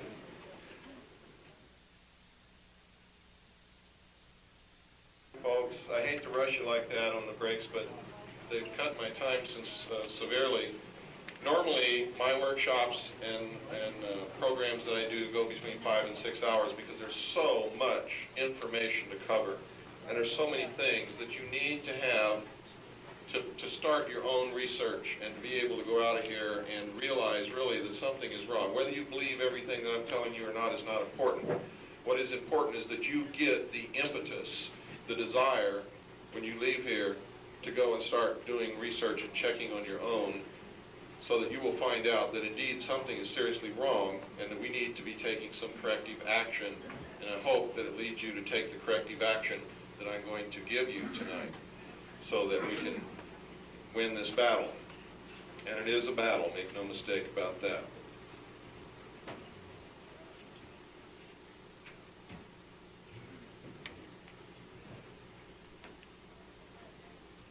There are ways and means to control people. The Illuminati found out many, many years ago that it is better to have people ask for the control than to force it on them. Does everybody understand that concept? In other words, if I ask for you to put shackles on my ankles, I'm not going to complain when you do. But if you come and try to put them on my ankles and I didn't ask for it, you're liable to have a hell of a big fight if I'm capable of giving you one. That's what that means. That's when they began to practice, and they did this long before Hegel came along, and Hegel may have been verbalizing the philosophy of the Illuminati when he wrote his papers, which outlined the philosophy of of Hegelian conflict resolution through thesis, antithesis. The clash between the two produces the synthesis. Now let me tell you how easily this is done. The Soviet Union, well first, let's start here in the United States. This country was founded, fought for, and established by only 3% of the entire people who lived in the first 13 colonies. The other 97% were either on the side of King George or didn't give a damn. Only 3% of the entire people of the first 13 colonies participated in the writing of the Declaration of Independence, the Constitutional Convention, the writing and adopting of the Constitution, the Articles of Confederation, all of those things, and fought for and established this country. Now, many people, wherever I go, all the time, and this is the time to bring this up because somebody's going to ask it sooner or later, so let's get out of the way now. Many people ask me, why are you doing this? Aren't you afraid for your life? The answer is no, I'm not. I don't even think about it, and I never will think about it. And where would we be if our forefathers thought about what King George was going to do to them if he caught them? We wouldn't even have this country. We wouldn't have this experiment. We wouldn't have the opportunity that we have. I sincerely believe this. Any man or woman who does not have principles for which they're ready and willing to die for at any given moment that is required is already dead. It is no use or consequence to themselves or anyone else whatsoever. In other words, if you don't truly have something that you're really willing to die for, you have no reason to live. And that's what's wrong with so many of our people who are depressed, don't have any direction. They get up in the morning, they hate to get up, they hate to go to work, they hate their wife, they hate the TV, they hate their car. They're directionless. They have not identified anything that they can be so passionate about that they're willing to die for and thus be able to have a life. Because that's what it takes to have a life. That's what's wrong with so many Vietnam veterans. They went and they lived on the edge of the razor blade to become a hero like their fathers before them, and they were rejected by the American people. That's what's wrong with them. They were willing to go and die to be able to march in the parades like their fathers did, and they were rejected. Now they have no reason to live. For those who haven't been able to resolve that conflict. How do I know this? I was one of them. It affected me too.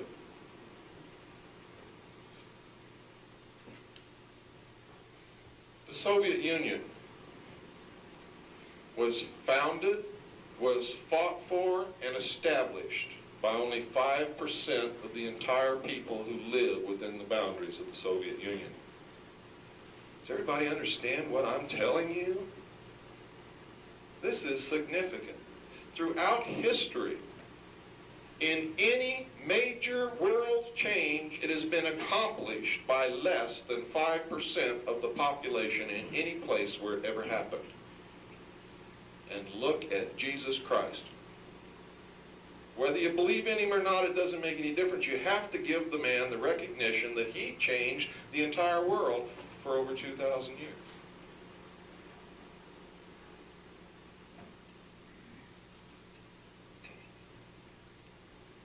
So for those of you with no hope, that should give you hope. It should give you lots of hope.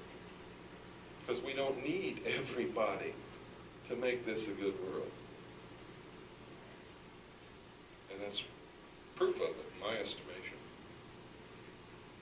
The bankers on Wall Street and in London financed the Bolshevik Revolution. This is documented. It's been proven many times. The United States of America and London bankers have kept the Soviet Union afloat for all these years.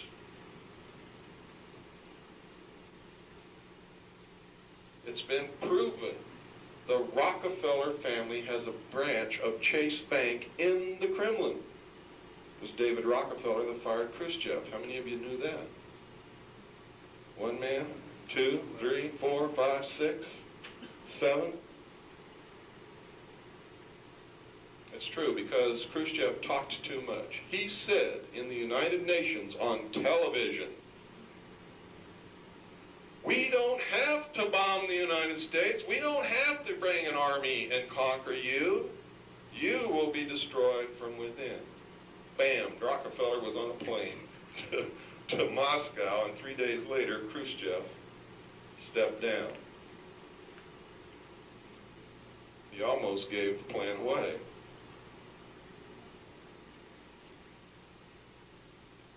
The Council on Foreign Relations really rules this country, no matter what you've been taught, no matter what you've been told. In the back of my book, I've documented in the Bush administration exactly who is a member of the Council on Foreign Relations and the Trilateral Commission, which is a branch of the Council on Foreign Relations. They have infiltrated our government and control it from within. The executive, the judicial, the highest ranks of the military, and many members of the Senate and the House of Representatives. The only one who's not a member is Dan Quayle. How many of you think Dan Quayle is a blithering idiot? There's a lot of people in here afraid to raise their hand, or else they know what I'm going to say next. Dan Quayle is one of the most powerful men in this country. Dan Quayle was the representative of the United States of America to the meeting of the Bilderberg Group in Baden-Baden this year. They don't take blithering idiots in the Bilderberg Group. So stop laughing at Dan Quayle. They're putting out the image that they want you to have of him rather than the reality of who this man is.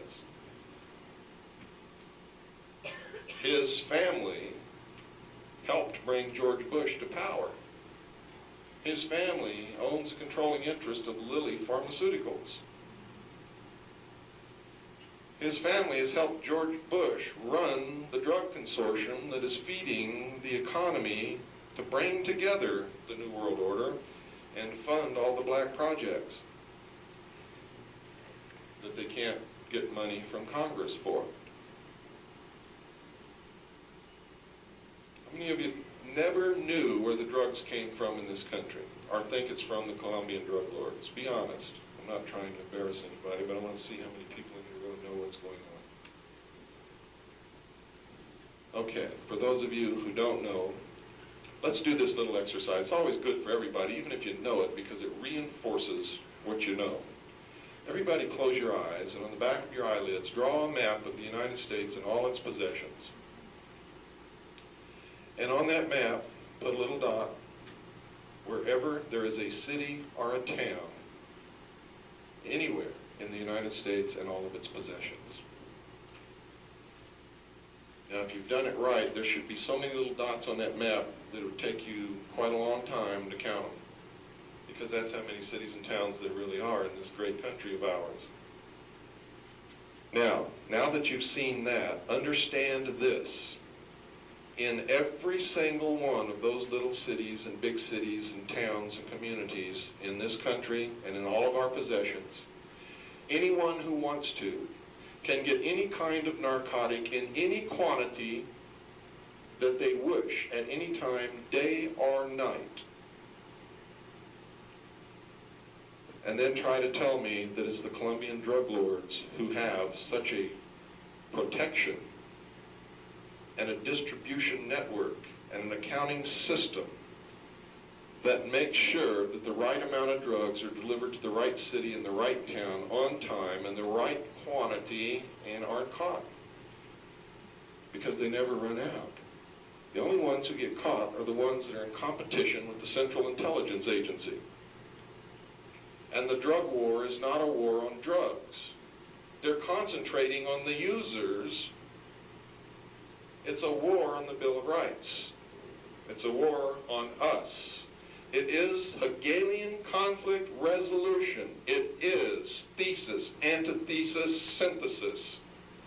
They decide what they want, and they put in motion the problem that will arrive at the solution that they want, and they cause us to ask for that solution. How many of you saw the poll recently, the results of which said that most Americans are willing to give up some of their constitutional rights to get the drugs and crime off the streets? How many of you saw that poll? It's on the front page of many newspapers. That's what they did this for. That's one of the reasons. See, drugs are accomplishing three things. They bring in to the black projects and to the New World Order more money every year than the gross national product of this nation. Every year. Number two, it is a form of euphemistic slavery for the lower classes, the proletariat, as they call them. The masses, the cattle, are enslaved with drugs. They are under complete control because the master can control them by giving or withholding their addiction. They don't think of anything else except how can I get my next fix and where can I get the money to buy it. Understand this, it's true. Number three, it creates waves of fear that roll through the middle class of this country and make them rise up and ask for more control. Ask that their rights be taken away. Ask to join the New World Order. Our forefathers gave us one tool that no people in the history of the world has ever had, and that is the second article and amendment to the Constitution. It has nothing to do with whether or not you have a right to go hunting. Has nothing to do with protecting your personal property against burglars who might enter your home. Has nothing to do with a woman protecting herself from being raped on a city street late at night. The second article and amendment to the Constitution has only one purpose. It's to protect us against our own government should it ever become oppressive and usurp the powers of the Constitution. That's its only purpose. Those of you who are for gun control will take away the only real weapon that we have that can truly ensure that they can never oppress us. You see, because we never have to exercise that right. If everybody in this country, and I was taught when I was a child that it was a duty for every man to own a weapon and 100 rounds of ammunition, should he ever be called to protect his community from an oppressive government. My father taught me that. It's not being taught anymore. I will teach my daughter that. And I will teach her how to use weapons and how to clean them and how to store them safely so that nobody can get hurt. And I will teach her that as long as you have it, make sure that everybody knows that you have it, because that's the surety bond that no one will ever attempt to hurt us or take anything away from us just because they have the knowledge that each of us has a weapon and is willing to use it if we have to. They will never try. No one could successfully march against 260 million armed citizens. It's impossible. Can't be done by the largest army on the face of this earth. And by the way, that's the Communist Chinese army, and they don't have any way to get here. There's no bridge. They don't have a navy big enough to carry an army that could fight us. But if you ever allow the second article amendment to be usurped, to be taken away, to give up your guns, that is the day that you will cease to be a free people. And for those of you who think I'm heartless and cruel because of that, because little Johnny shot his little sister because she found the gun in Daddy's bureau drawer, I'm not heartless and cruel. My heart bleeds for that family and for that child, and for the child that shot that child, and for the father that was so careless and stupid that he left the weapon where a little child could get it. But I'm not going to give up the freedom of a whole nation of people because little Johnny shot little Susie. That's not right. Every right bears with it a responsibility. Just like the freedom of speech. You're responsible not to slander your neighbor. It doesn't give you the right to slander someone or tell a lie about someone or hurt someone. And the responsibility of the second article amendment does not give you the right to leave a loaded weapon where a little child can get it. See? I hope everybody understands what I'm talking about. That's right. You take away the swimming pool. The child drowns. And that's a good point. You know, how many children have drowned in Phoenix? More children drown in Arizona than any other state in the Union. Less children are shot, but they still want to take the guns away. But nobody's trying to take the swimming pools away. Why? Because you're being brainwashed that it's the gun that does it. And nobody's brainwashing you, telling you that it's the pool that does it. I hope you understand that. You can take away all my guns. If I want to kill you, believe me, I'll do it. And I won't need a gun. Guarantee you, I'll do it. And I might do it with a swimming pool.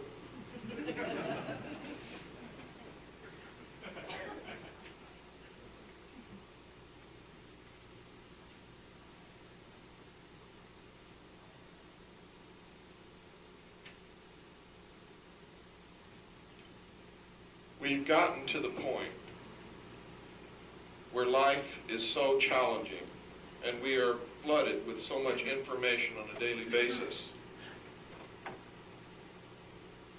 that we have stopped handling it with responsibility and have begun to take the easy way out. And that's normal, because that's our nature. When presented with two choices, we usually want to take the easy way. This is not accidental at all. The media is owned and controlled by members of the Council on Foreign Relations. All of the media in this country is owned by 5 corporations.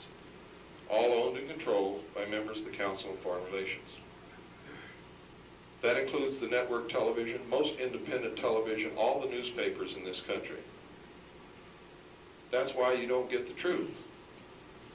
That's why during the Iraq War, you were told that 94% of the American people support the president and support the war. It was a lie. That's why during the war, out of 800 interviews conducted about the war on television, there was only one dissenting opinion. Out of 800 interviews. That's why on the media you never saw anything about the large demonstrations taking place in every city across this country, unless you lived in the local area. And even there, in many cities, they never showed it even on the local television stations. Fox TV in Los Angeles admitted it. I believe it was Fox. Was it Fox? I don't want to make a mistake here. Let me retract. Let me say, one TV in Los Angeles admitted it. Admitted that they purposely did not cover the anti-war demonstrations. Look what happened. How many of you remember the name of the reporter who stayed in Iraq? What was his name? Peter Arnett, right? Remember him? What happened to him? Because he was reporting from Iraq and was telling what was really happening there. What happened to him? Any of you know? Any of you heard of him since then? His career was destroyed. George Bush named him by name as being a traitor to the American people. So did many others. Is that in the spirit of the Constitution and the first article and amendment? No. It was a propaganda campaign. It was a slapdown. It was a bam, don't you ever do it again. And it was an object lesson to every other journalist in this country. Don't you ever again tell the truth unless it's what we want told. And you can bet your life that every journalist learned that lesson. If you want to stay in journalism, if you want to be at the top, if you don't want to be branded a traitor, you better not go against me, says Mr. George Bush. George Bush, ladies and gentlemen, is the foremost and first, number one traitor that I'm able to identify in this country right at this very moment. And that's why the other night when I came on the stage, I introduce myself as George Bush's worst nightmare. Because as a member of the Office of Naval Intelligence, I happen to know that it was George Bush who headed up and started the first large-scale drug smuggling operations into this country when he was the president and CEO of the offshore oil division of Zapata Oil in the Gulf of Mexico. The drugs were brought in from Central and South America to the offshore oil platforms and then by the normal crew conveyance to the beach, circumventing any customs or law enforcement inspection. Most of the boats who brought the drugs to the platforms were shrimp boats, fishing boats. Everybody in the intelligence community knows this. Every legitimate investigation into the source of drugs in this country has led right to the doorstep of the CIA. George Bush has been a lifelong member of the CIA. He wasn't just the head of the CIA for a couple of years. He's been a member all his life. He's a member of the Skull and Bones, the Order, the Jason Society, the Council on Foreign Relations, and the Trilateral Commission, whose stated public goal is to destroy the sovereignty of this nation and bring the world together in a one world government. They have written it so many times.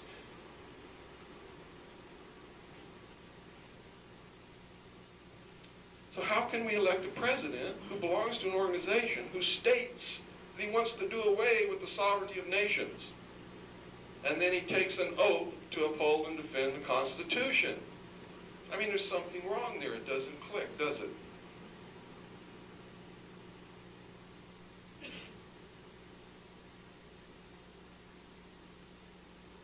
And I hope that's not repeated. You know, when I first began what I was doing, I heard of a gentleman who was a Vietnam War veteran, a hero, who was talking about something that he learned in the Golden Triangle. Drugs being purchased by high-level American officials, but years ago. And I got on the bandwagon and helped him out. Started spreading his message.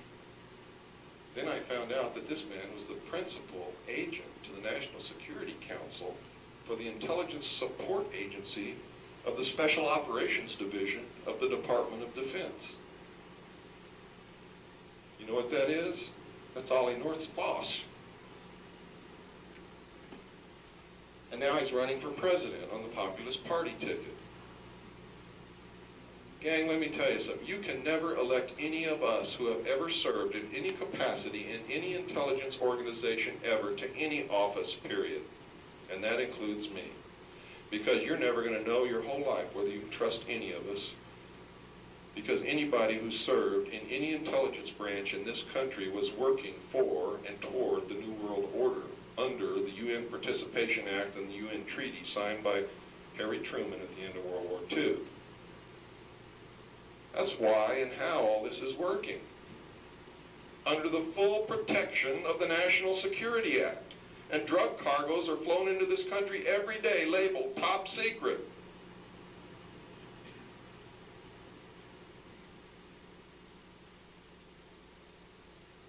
I wondered why Bo never named anybody that was participating now.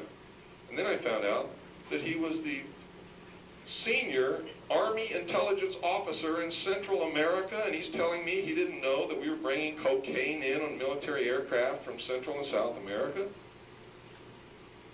Doesn't compute, folks. If he was the head of military intelligence in Central America, he knew everything and was helping do it. We must grow up. You have to send one of you to office, not one of us. And even though I'm up here professing to be operating the best interests of this country, I have to tell you, you can never, ever trust that to be true. That's why I tell you, don't believe what I tell you. You go out and find out if it's true on your own. You go out and prove it wrong or prove it right, and if you prove it wrong, I want you to call me, because if I'm wrong, I want to know. I want to change it. What usually happens is they find out I'm right, and they become an ally. But you have to find it out yourself. You can never go on the assumption that what I'm telling you is the truth, or that what anybody else is telling you is the truth. And I'm going to tell you right here tonight, you elect Bo Greitz president of this country, and he's going to lock you up.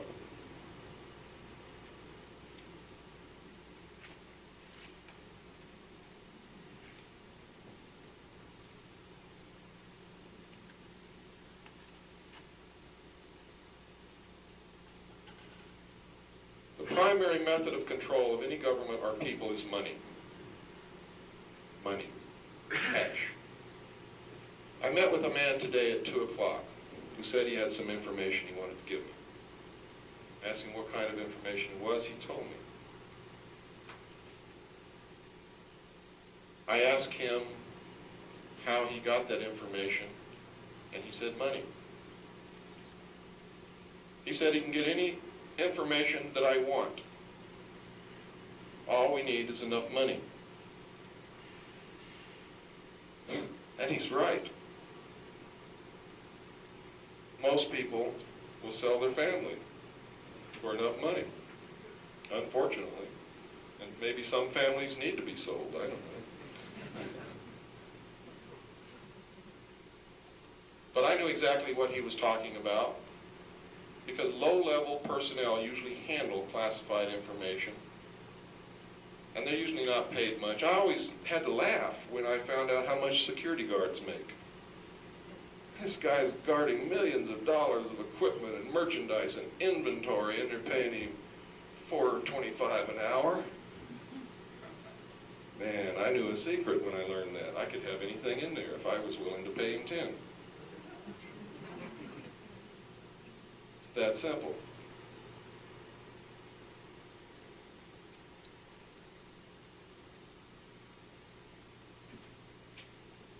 We lost this government in 1913 when the Federal Reserve was established.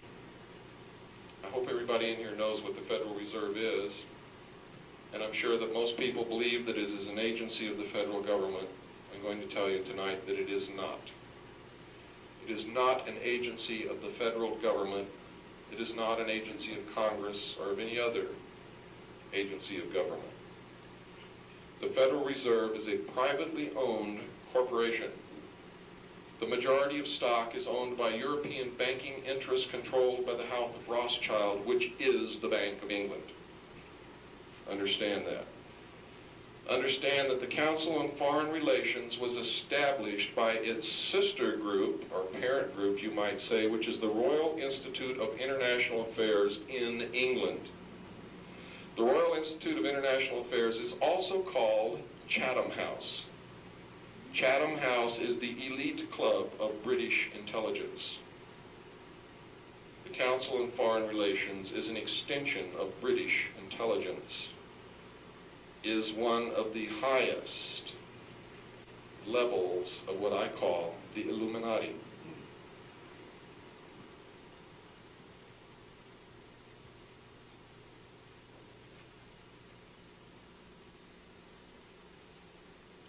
It was members of this elite group that before the Council on Foreign Relations was established used to meet in New York City as a dinner club.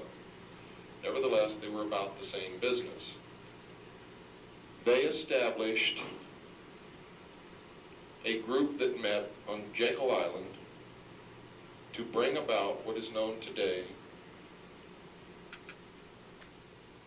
as the Federal Reserve banking system.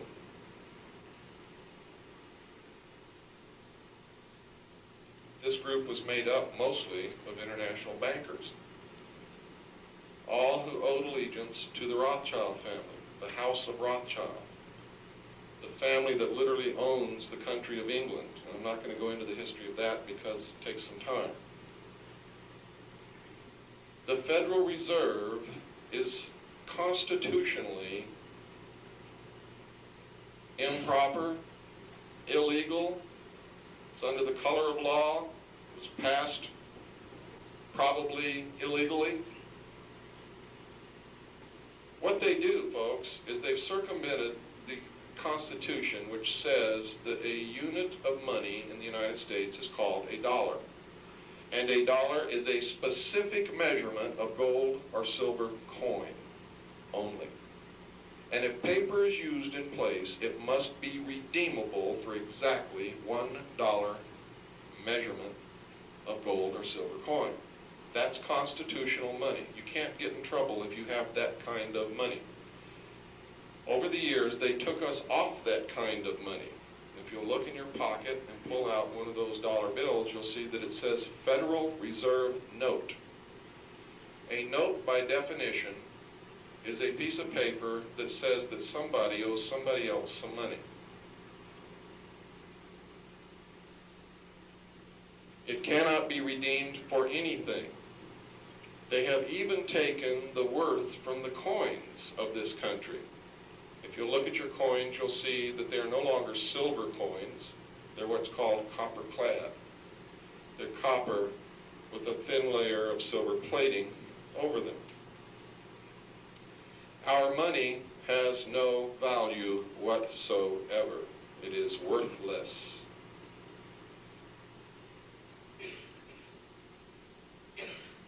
When you use Federal Reserve notes, you're paying for something with an instrument of debt, which means you really haven't paid for what you bought. You haven't paid for it. You've given the guy a note that says somebody owes somebody some money. But who it is and how it's going to be collected is never specified, is it? Here's how it works. The United States government says to the Federal Reserve, we need $1 million. The Federal Reserve says, fine. Here it is, and it's issued in the form of credit. Where does this money come from, this $1 million? It comes right out of thin air as a bookkeeping error, a bookkeeping entry, it is an error, as a bookkeeping entry in a ledger. Literally, that's where it comes from. The money never existed. They don't take money out of a bank vault and give it to the federal government. They create it out of thin air. They make a bookkeeping entry that says there's $1 million was loaned to the federal government as credit. The credit is good at any Federal Reserve bank. How is this money paid? It's paid by check, which is then deposited in an account, and when that person wants to spend money, they write a check, don't they? That's how they get away with it, because you never find out that the money was never printed. That's why you were encouraged to use credit cards, debit cards, and checks to get the currency out of circulation so that you could never catch them stealing from you. That's why I can safely predict that the New World Order is going to have a cashless system where no cash will ever be used and everything will be by electronic transaction, done by computers.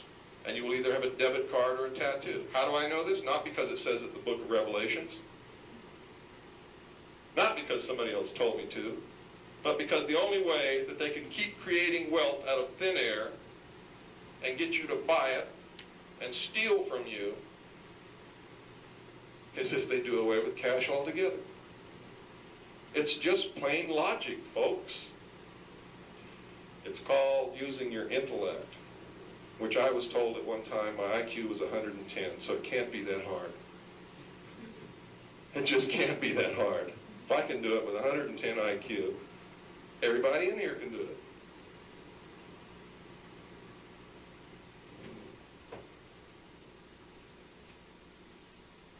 All of my predictions are based upon study, hard work, research, knowing what they need to do to continue their plan. And every one of them come true. As I said before, my goal is for none of them to come true. Because if I can get it down to where no predictions that I make come true, we're going to be in pretty good shape.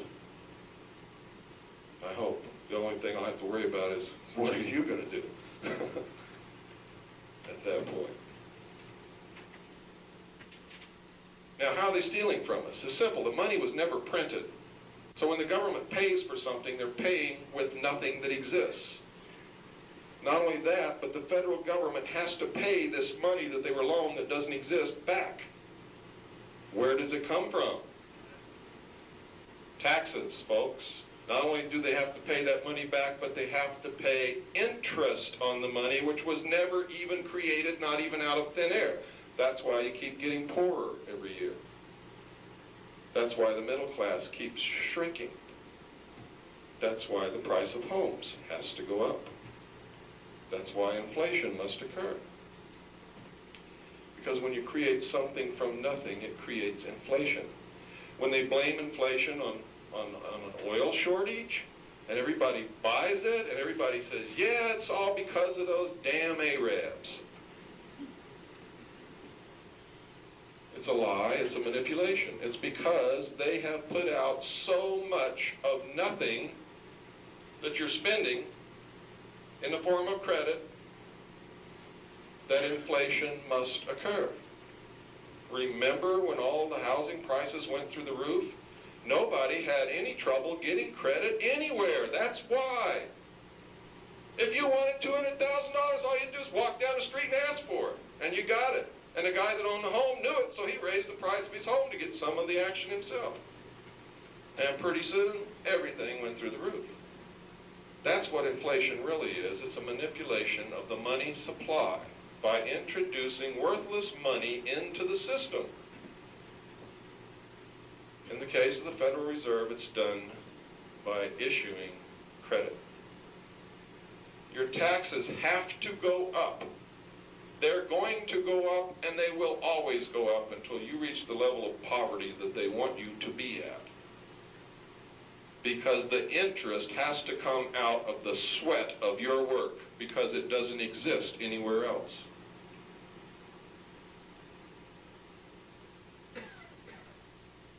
Does everybody follow me? Is anyone lost? It's important you understand that, because you must understand this. And the destruction of the Federal Reserve is the first step in the road to freedom. The first step. It must happen. There is in Congress now a bill to audit the Federal Reserve and prove that they have created money out of thin air. You must call your congressman, you must write your congressman, you must not procrastinate, and you must demand that he support and pass this bill. You must do that. Once that's done, written into the legislation that established the Federal Reserve is the clause that we may buy it back at any time we so desire for $1,500,000. That's cheap compared to the national debt, because if we buy back the Federal Reserve, the national debt will vanish instantly because we will owe ourselves, you see. Does everybody understand that? Now there's another way too. We can audit them, prove that they're criminals, arrest them all, and nationalize the Federal Reserve and don't even pay the $1,500,000 for it. I would prefer to do it that way, because I think all those bastards need to be in jail. I really do. They've been stealing from us. They've been destroying this country. It's the same as if you don't have any money. So you come to me and say, Bill, I need $1,000. So I say, fine, you got it. And I give you a piece of paper that says, I got $1,000 in your name. And you go out and you buy a car with that $1,000, with that note, because that's what it is, it's a note. You go buy a car with that note. Do you own the car? No, you don't. Did you have any money? No, you didn't. But you got to pay me back $1,000, don't you, plus interest. And you know what? I didn't have it. I didn't have it, folks. But you got to pay me back $1,000 plus interest, and I didn't have it. See, you could have done the same thing. You could have wrote a phony piece of paper too. So why'd you come to me? Why aren't we doing that?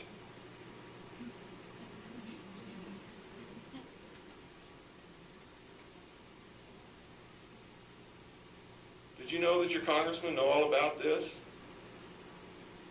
They sold you out. You think they care?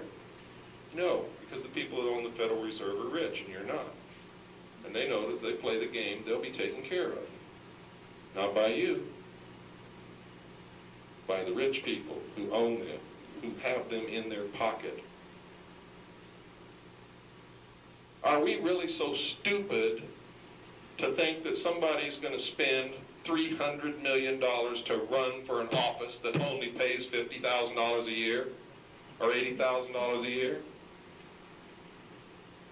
How dumb are we? How stupid are we? I mean, when you really get into it, you know, some of you are going to walk out of here feeling really low. I did for years. discovered in the documentation when I worked for the United States Navy in the Office of Naval Intelligence, destroyed my life for years. When I discovered all this, when I discovered who really shot President Kennedy, when I knew what the real reality of the world was all about,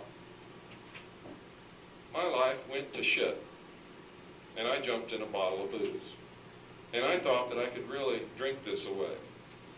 I thought that I could make it all go away by ignoring it.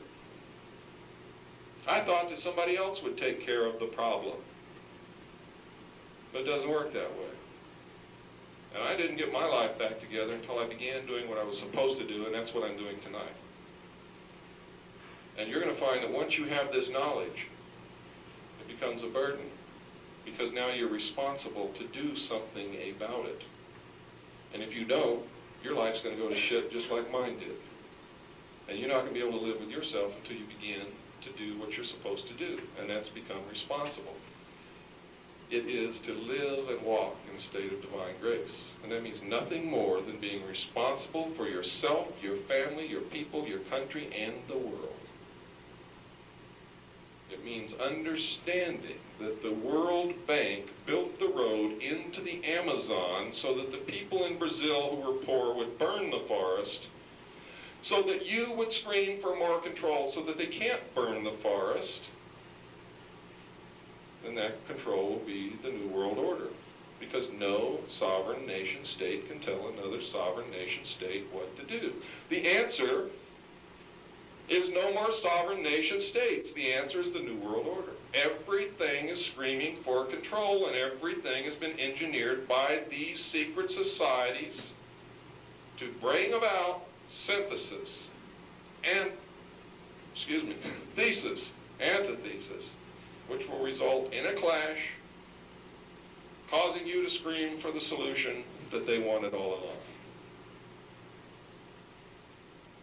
Understand that when big, giant corporations pollute the atmosphere and the land, it's done on purpose. Understand that. Understand that Detroit has had for many years the plan to make a very clean engine that would go a long way. Understand that a hydrogen engine has been developed for many, many years, but is being withheld from the public because it doesn't pollute enough to ask you to demand for total control, to save the world from pollution. Does everybody follow me?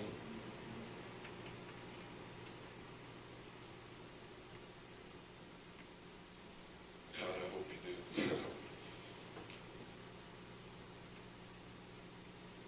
This is a spiritual thing, as I said the other night. This is a battle. It is a war. It's in its final stages. And whoever wins is going to be the victor for a long time. We're playing for high stakes, playing for your very soul. You're playing for the future of mankind. This country, what we have here, is not possessed and has never been possessed by anyone else in the history of the world. No peoples have ever had the freedom that we have. No peoples in the world have ever had the opportunity to truly govern themselves. Never. Anywhere. And no other people in the world have flubbed it so miserably as we are flubbing it. We're flushing ourselves right down the toilet. Is what's happening. This country was founded to bring prophecy to reality. And it's going to happen. How many of you know about a spacecraft called Galileo? Okay, that means a lot of you don't. How many of you know that in the book of Revelations it says that in the end, when all the prophecy comes to pass, the moon will disappear from the heavens and there will be no more night? How many of you know that?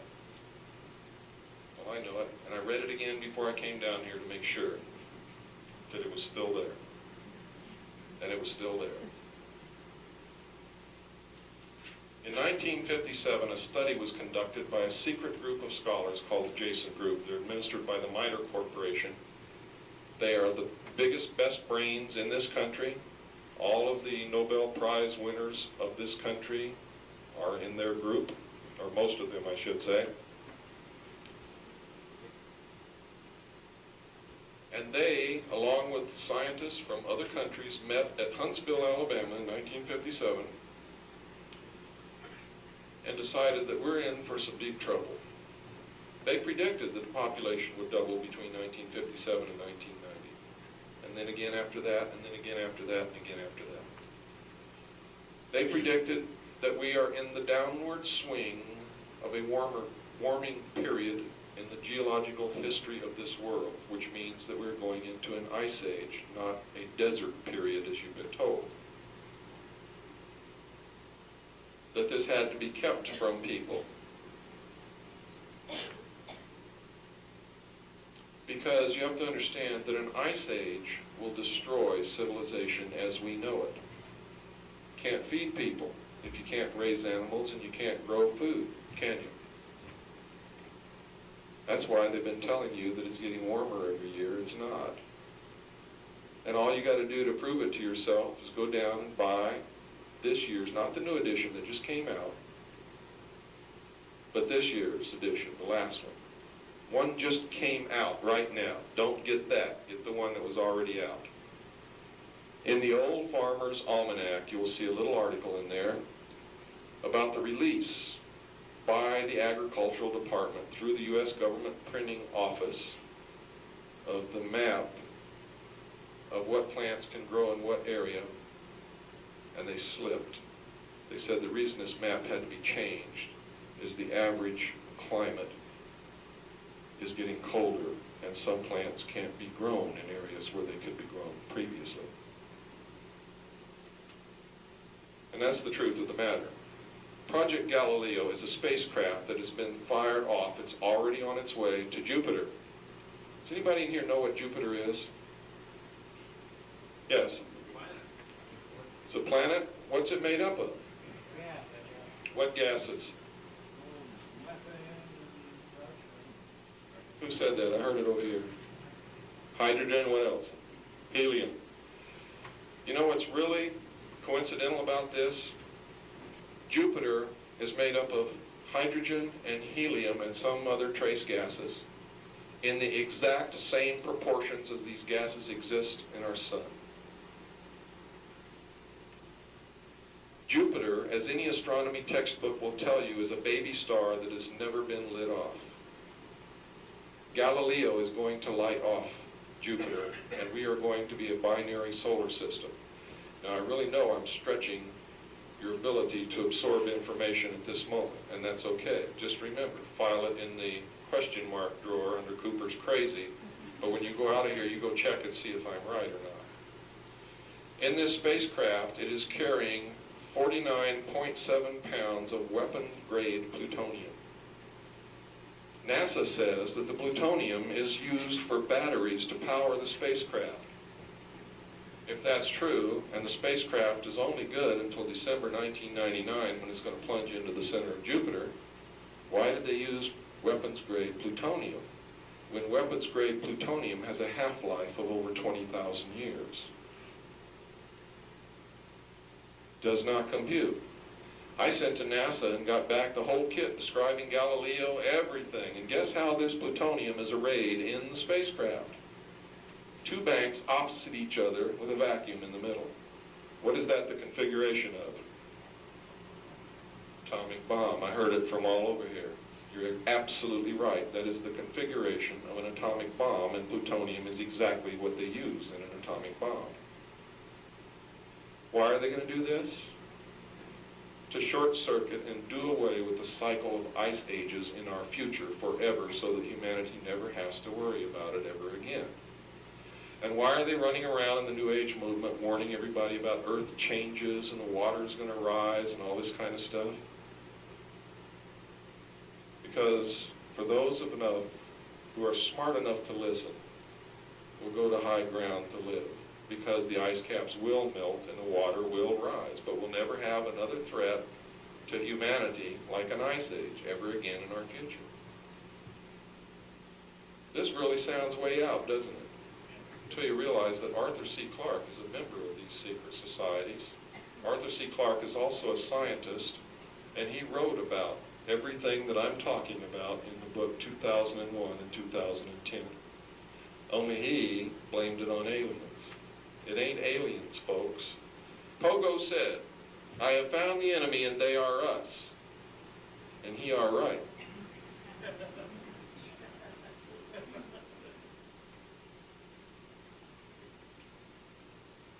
That's exactly what's going to happen. Now, it's going to happen according to NASA. The last moon that Galileo is going to photograph is going to photograph all the moons of Jupiter. Why? We've already got millions of photographs of the moons of Jupiter. But because when Jupiter lights off, it's going to be the first time that moons could become planets. And they want a record of this. In December of 1999, its orbit will decay because the last moon it photographs will be Io, the closest moon to Jupiter.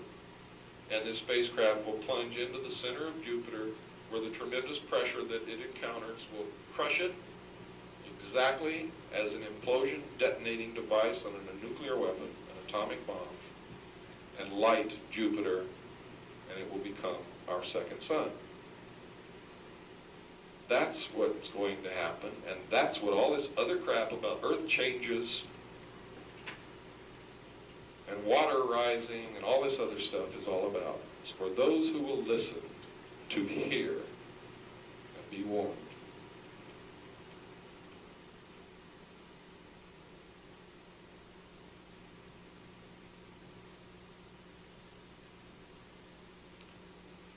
We will be able to grow food in places you never dreamed of before. We'll be able to handle the population problem for a little while longer and give them a chance to deal with it. And if we're successful in dealing with all these problems and can check the population so it doesn't continue to double all the time, then the human race might have a chance. We go about our daily business tripping over door sills and everything, thinking that we have an infinite supply of everything here. But if you look at a picture of Earth from the moon, you'll find that it's not infinite. We don't have enough trees on this planet to double the population again. There's not enough cattle to furnish leather for all of us to have shoes if this population doubles again. There's barely enough clean, pure water left for any of us to drink right now. What the hell are we going to do when the population doubles again?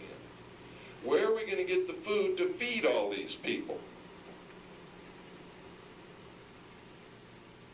That's what I mean when I say that I am not in complete disagreement with every one of their goals, but I am damn sure in disagreement with their method of getting there and leaving us out of the equation.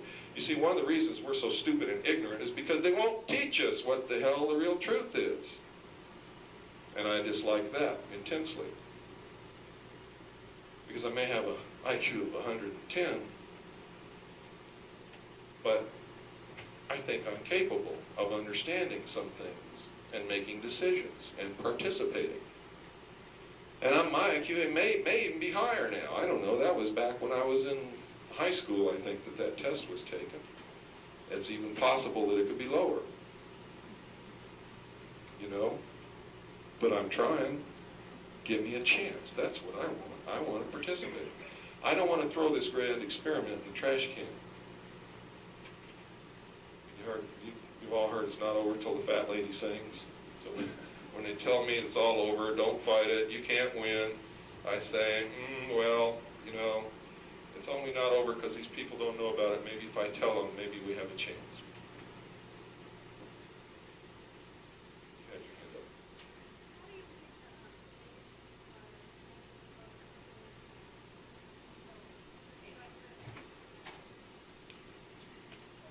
She wants to know how the AIDS virus ties in with population control. They tried very hard after they determined that there was a population problem to get us to listen and to use birth control. Birth control pills were never developed until they understood there was a problem. They tried to educate the whole world to the concept of zero population growth. Remember that? I remembered everybody was talking about zero population growth. Every cocktail party, everywhere you went, they were talking about a book called The Population Bomb. But it went away. People quit talking about it. People forgot about it. And people are still having babies just as fast as they can crawl into back seats of Chevrolets.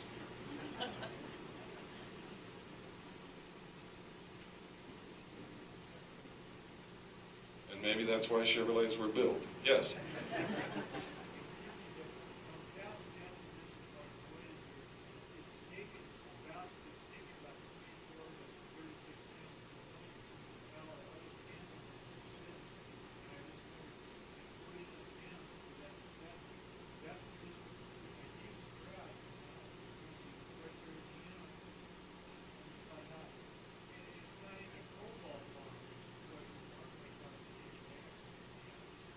You missed the point. The half-life of weapons-grade plutonium is over 20,000 years. It could power this spacecraft for 20,000 years and still be the most poisonous substance in the universe and still detonate an atomic bomb. Everybody understand what half-life means? It means that it decays to half its original radioactive level in that period of time. I understand your point, but it's not valid in this instance.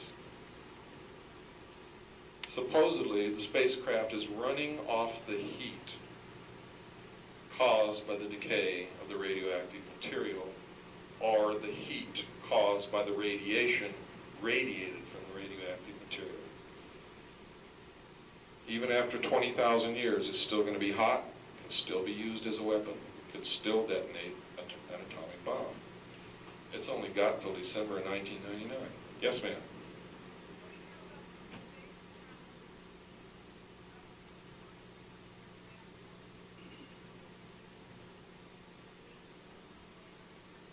I'm sorry, I can't hear you. Can you speak louder, please?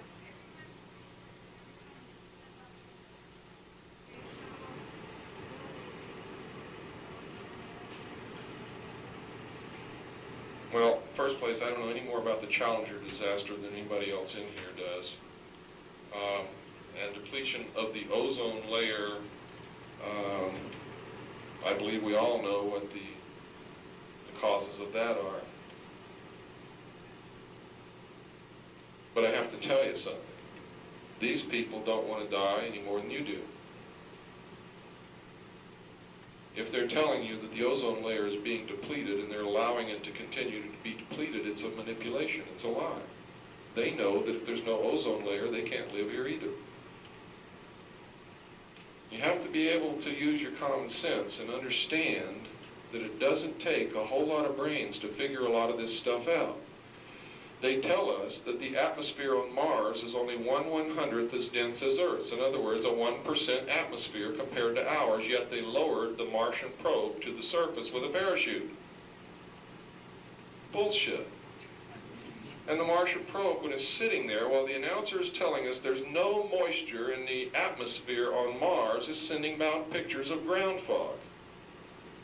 Now we get up from the TV set after we just watched a whole gigantic bank of ground fog move across the camera's view in the atmosphere of Mars, and we go and tell our neighbor, oh, we know there's no atmosphere, there's no water in the atmosphere of Mars, because NASA just told me. Well, somebody lied. Either the picture was lying or NASA was lying. Which do you think it is? Do you know that NASA has on the drawing boards a winged aircraft, propeller driven by a hydrazine motor to fly in the atmosphere of Mars, that's 1% as dense as this atmosphere here? Bullshit. It's a lie. They're lying to us. They're giving us pictures of astronauts on the moon that are lies. Either those pictures were not taken on the moon, or the moon has an atmosphere. Why? Because in the dark places where there should be no light in a vacuum, and can't be any light in a vacuum, you can see detail, lots of detail.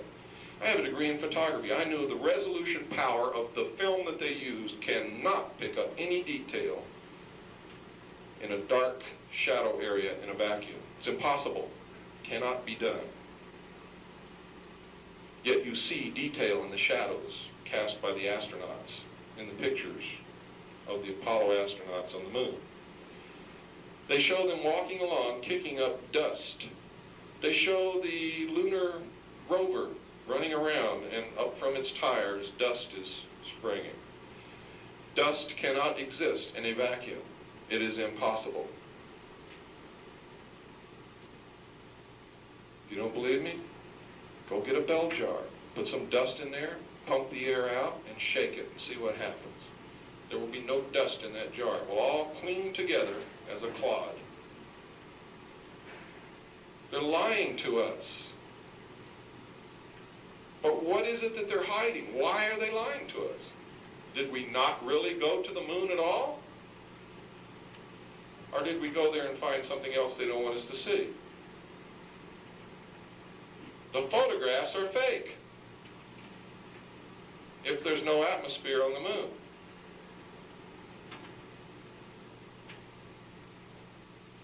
NASA is printing in books published by NASA, printed by the U.S. government printing office, thousands of photographs of alien artifacts and anomalous material on the moon that should not be there. And NASA denies it. Yet anybody with a magnifying glass can see it in any of the books that they've published in the pictures. Now that means one of two things. Either NASA wants us to believe that there's extraterrestrials that don't exist and they faked all those photographs, or they're letting those photographs out intentionally so that we'll begin to guess that they really are extraterrestrials up there. You see, because I learned a lesson a long time ago, I won't even look at a photograph if it's not a NASA photograph in a book published by the U.S. government printing office, because that's the only way I can keep them from calling me a liar. I used to go down and get them right out of their tubs. I mean, a NASA photograph, right out of their place. Buy it. And hold it up and show it to people. They call me a liar. This is not a NASA photograph. Prove it. You faked it. You made that photograph in your dark room or something. And because I'm a photographer, it was easy to make people believe that I could do that. So now I go buy, right off the bookshelf, NASA publications printed by the U.S. government printing office, and I get out a high-powered magnifying glass, and you can do it too. Yes, sir? I have two questions. One is, do you have any practical advice for homeowners fearing home workers? Yeah, you're screwed. Have you ever? Yes. And number two, second part of that, would you recommend this kind of buying methods? Okay, let me address your first question. Number one, nobody in this room owns anything that they think they own. In 1938, the United States declared bankruptcy. Congress declared bankruptcy. You can find this in the records. To be able to function as a government, they had to borrow money to make the government work. They pledged as collateral for the loan, which has never been repaid, folks, all the property of the United States of America. And what is the United States of America? We, the people. You became a resource. Look at your birth certificate. And while we're at it, why do you need a birth certificate when I see damn well that you were born? At the top of it, it says Department of Human Resources. It is you that produce the wealth that is pledged as collateral for the loan.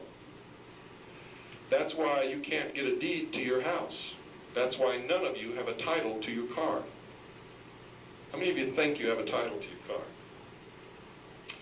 When you get home, read it, and you'll see that it says Certificate of Title. The state holds the title as collateral for the loan. All the assets of the United States of America are pledged to the bankers. That's why I've always said, and it is true, when the New World Order becomes a fact, there will be a redistribution of wealth. You don't own a deed to your house. You own a warranty deed. That's what they give you, isn't it? You know what a warranty deed means? It's a guarantee that a deed exists, but you don't have it. The state retains the deed. Yes, Robin? Isn't there a way to get an allodial title by paying for your house if it's sold? You can get an allodial patent deed, an allodial patent title to anything that you have purchased if you want to go through the long, incredible maze of obstacles and hardships that will be put in your way to do it, but you can do it. But yes, it would. You see, one of the proofs that you don't own your own home is the taxes that you pay on it. If you owned it, if you had an original allodial patent deed to your home, they cannot charge you taxes, because the taxes on your home is really a rental payment to use that home until its real owner comes to get it. If you don't believe me, remember that you may have a $200,000 home, but you just miss a $200 tax payment, and see how long you keep that home. Under the Constitution, they can't take your home unless they give you just compensation. I guarantee you, you will not get a penny. Does everybody understand what I'm saying? You don't own it. That's why you won't get a penny. You don't own it. You don't own anything. You don't even own yourself. You are a resource, a human resource. Yes, sir? Maybe said you photo interpreter. No, they did not. But in my work on the briefing team, we worked with a lot of photographs that had been interpreted, and over a 3-year period of time, I became somewhat adept at understanding a little bit of the art, but I'm no expert by any means. Yes, sir? Freemasonry is in a pyramidal organizational structure with degrees of initiation. You don't learn the ultimate secrets till you get to the top. The 33rd degree is split into 2 parts. One part doesn't know anything about any of this, and neither do anybody below it. The other part begins the lower rung of the degrees of the Illuminati. And we have identified 64 degrees so far. Yes?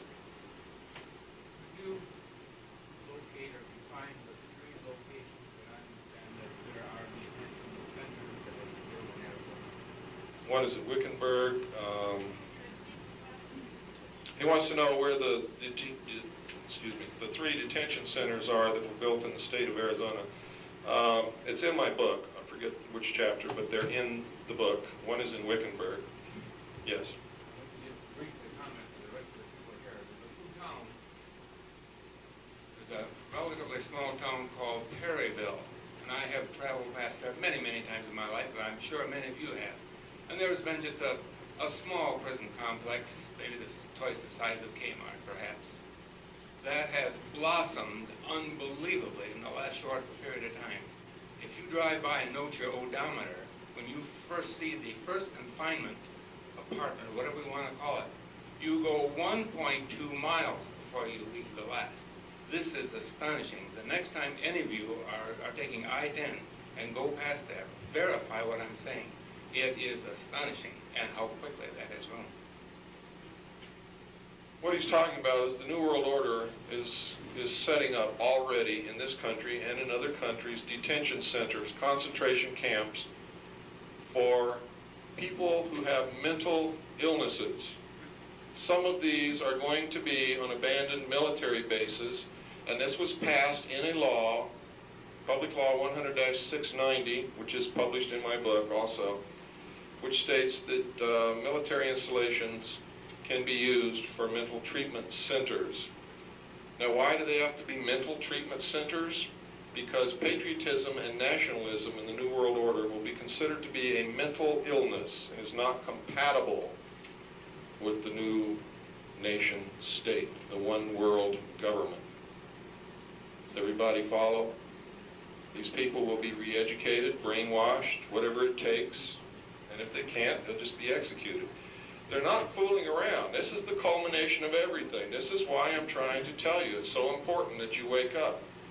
Most of this is documented in my book. I've been told that this is the most thoroughly documented book and contains more suppressed and hidden information that's ever been published in the history of the world. I'm very proud of that.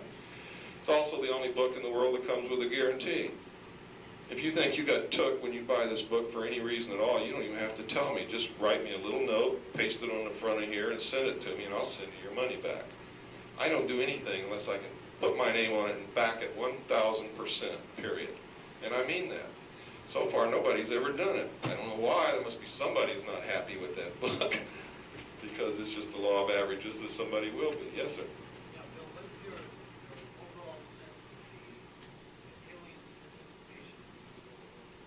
If extraterrestrials are real, then they have been controlling us since the beginning of our history, and you can find reference to it throughout the written history of all peoples of the world and even in the Bible. If they're not real,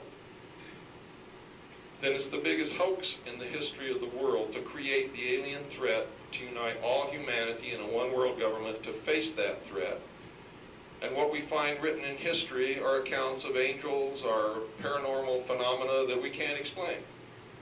You see, because extraterrestrial intervention in history, written in history, is an interpretation of what was written.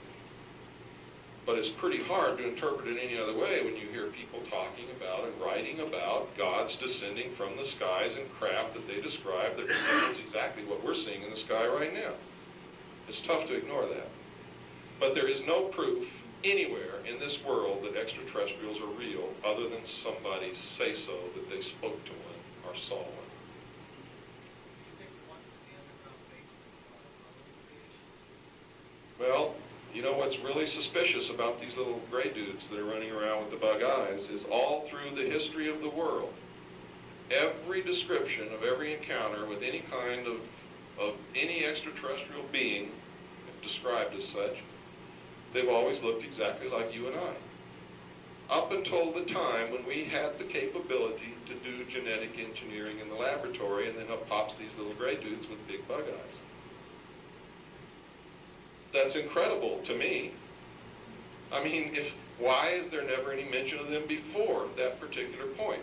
And I happen to know this for a fact, that whatever you perceive as the state of art, the state of technology, the state of medicine in the public realm, they're at least 50 to 100 years ahead of that in the black projects in secret. I know that they have the capacity to clone a human being right now in a laboratory. Yes? Stand up, Robin, and talk real loud, please. You remember in George Andrews' book, Extraterrestrial Phenomena, remember the picture of a creature up at that point, it was small and it's found in the part of the United States, person was concerned, condition was very intimate, a picture of a being that don't look anything like us. I remember that photograph very well, but you also have to understand that that's represented as being a mummy that has never been dissected or medically examined. It could be a lump of clay that someone has, you know. What I'm trying to say is it has not been presented, nor has it been treated as proof, nor has it been examined by anyone who could say that this is not a human mummy. What I'm trying to say is we've got to quit believing what we're told. Because we see a picture in a book does not mean that the picture is a true representation of what it's purported to be.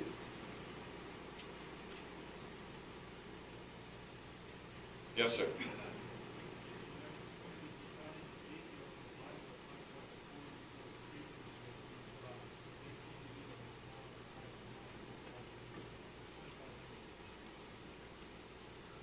Ezekiel is one place in the Bible that could be interpreted as an extraterrestrial visitation to the earth. Another one could be Jacob's ladder, where he saw beings climbing up into the sky. You know, I mean, there's all kinds of references that can be interpreted as extraterrestrial beings, contact, landings, whatever. But it doesn't mean that that's what it literally is. One of the records in history that's very hard to ignore are the Vimana scrolls from India, which literally outline the history of peoples that came from the sky in ships that landed, that established colonies, that fought wars. The wars are described as atomic blasts, and the effects that had on people that lingered, their hair fell out, are these symptoms of radiation poisoning. It's incredible what is written in the history of the world. And I don't believe that it's all a bunch of bullshit either. But I'm going to say this again. There is no proof of an extraterrestrial presence or being anywhere that would stand up for 1 second in any court of law in this land. I thought I had proof at one point. I have drawers and drawers and drawers and drawers of documents, and top secret documents, and things that have been leaked to me, and photographs. And I got 3 Superior Court judges from the state of California to come to my home and take this documentation with them and tell me if I had any proof of extraterrestrial presence on this earth. You know what they told me? Said I didn't have one document, one photograph, one shred of evidence in my entire collection that would stand up for 1 second in any court of law as proof. None of it's certified. You can't really pinpoint the origin of any of it. Even when it comes from the Freedom of Information Act, its origin and truthfulness is questionable. It's incredible. These judges were leveling with me. They wanted to help me. If there was any way that I could prove it, they were going to help me prove it. And I've got some of the best documentation that exists anywhere. And it's no good.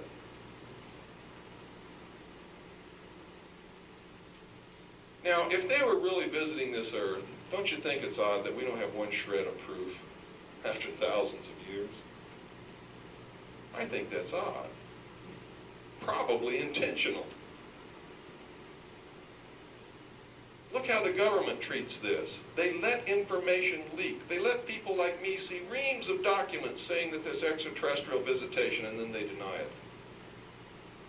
That's like your neighbor. He comes home late one night and you see him carrying a coffin on his shoulder, and it's 1 o'clock in the morning, and you see him looking around to see if anybody's watching, and he slides it down the coal chute into his basement. What are you going to think? You think he killed somebody and he's hiding them in the basement, don't you? And the next day he reinforces that because he denies that he carried a coffin on his shoulder across the yard and put it down the coal chute, doesn't he? And you say, now I know he killed somebody because I saw him.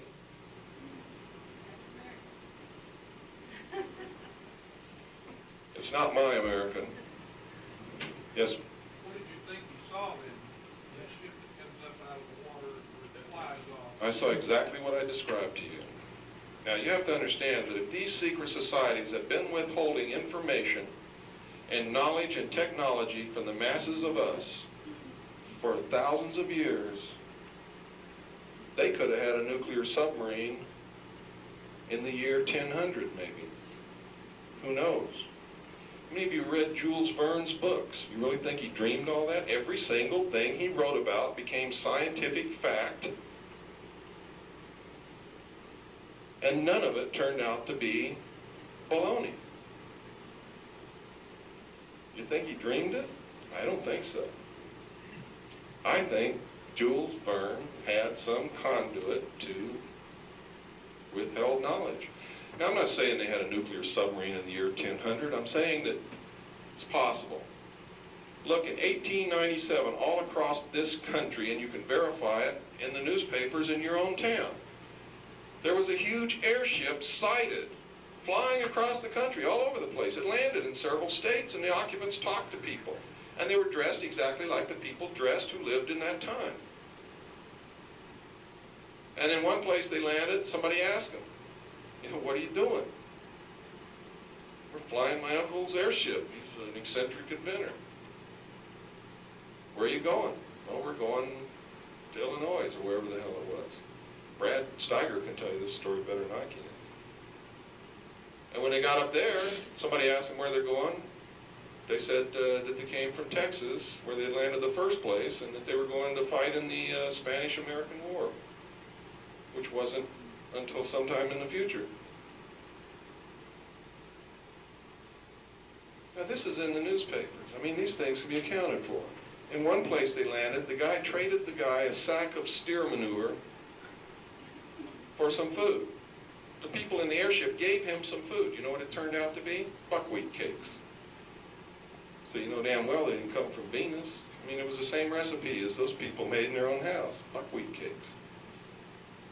Now, let me tell you something. If this hidden technology can do what I've seen it do, it's a time machine. And if it's a time machine, the events described in history could have been us or someone in the future utilizing that time machine to engineer the future. I don't know if that's true or not, but I'm telling you this. I have seen these things demonstrate characteristics that can only be attributed to a craft that is able to warp space.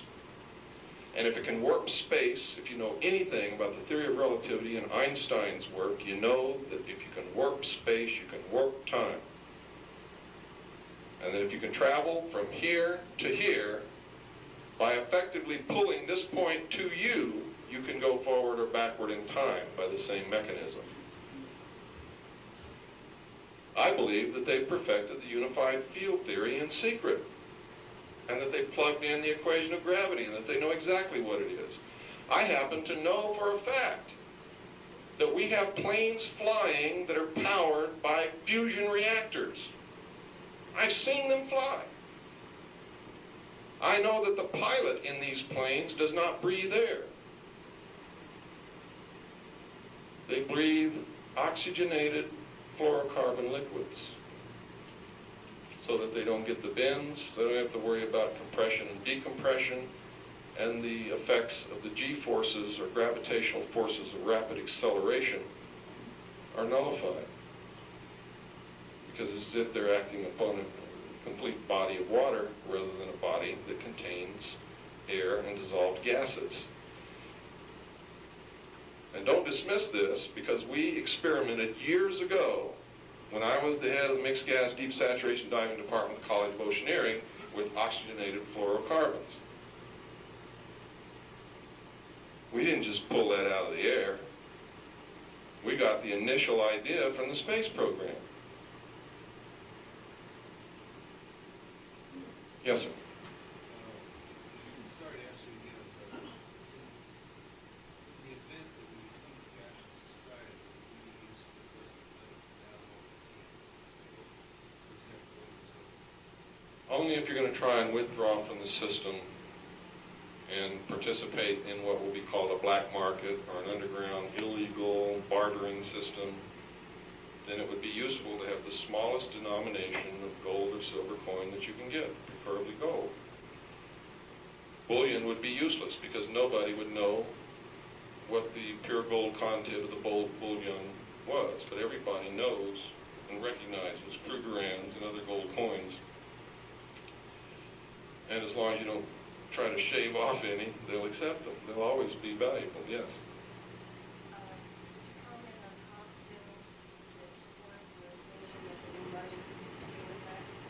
It's already happening.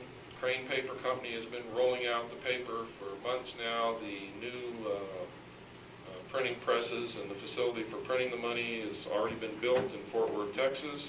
They are printing. The money has already started being exchanged on the East Coast and is working its way westward.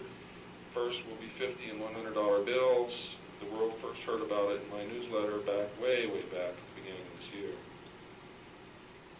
Yes. I think some people don't believe the truth. It's why they have some secret society, and I know there's one that gets together at noon once a month, and the noon night people meditate on the leaders and the people of the world, try to get them to raise their consciousness to what's going on, and they do this, so all of them are not, bad people, but some people, they won't believe the truth if you show it to them, that. I didn't say they were bad. Yeah, that's why they have some of They firmly believe that they're doing what's right for humanity. They believe that. Have you ever seen anybody in your life that believed that they were doing the wrong thing? Even murderers justify their deed to themselves.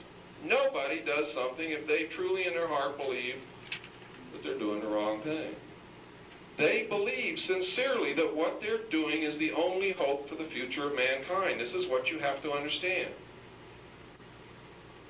But so does everybody on this earth.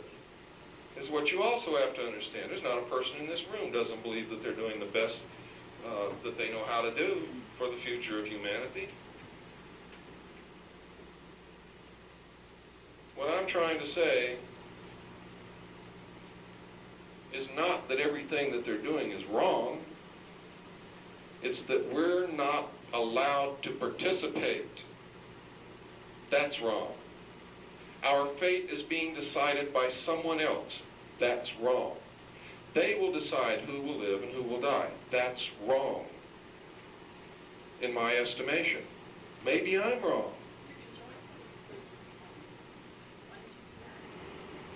Then you know. My place is with the people. That's where I belong. That's where I believe we all belong. You see, I'm not in the business of farming, and I don't want a damn herd of cattle. I'm sorry. And I don't like being called one.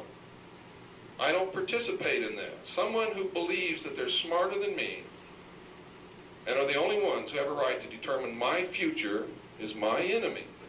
Period. You're going to have to prove to me that I am a dumb animal before I will accept any of that or would join any order that believed that. It's wrong. We must be educated. We must be taught how to use our intellect, and then we must be allowed to do it. And only if that has been done and we fail, then would I submit to someone else's control. But if we fail to wake up and do the right things and use our intellect, I will tell you, we will prove them right. And if we prove them right, then I will be forced to join them. And so would anyone else who is intelligent in this world. You would be forced to join them if we prove them right. Because someone has to make sure that the human race survives on this planet. I'm not talking from a religious point of view. I'm talking for common sense. Plain old ordinary common sense tells you that. You have to understand that. But we have to have the chance first. Now they say they've given us the chance when they founded this nation and we blew it. Sure, we blew it. But the real knowledge has been withheld from us. So that, I don't consider that a chance. I'm trying to wake you up to some of the real knowledge, and I'll tell you right now, there's so much of it that I don't even know that what I know is an infinitesimal part of what there is to know. That's what I'm learning. The more I study this, the more I realize how ignorant I am. I'm no longer stupid, but I'm still ignorant. It just never ends. Yes, definitely.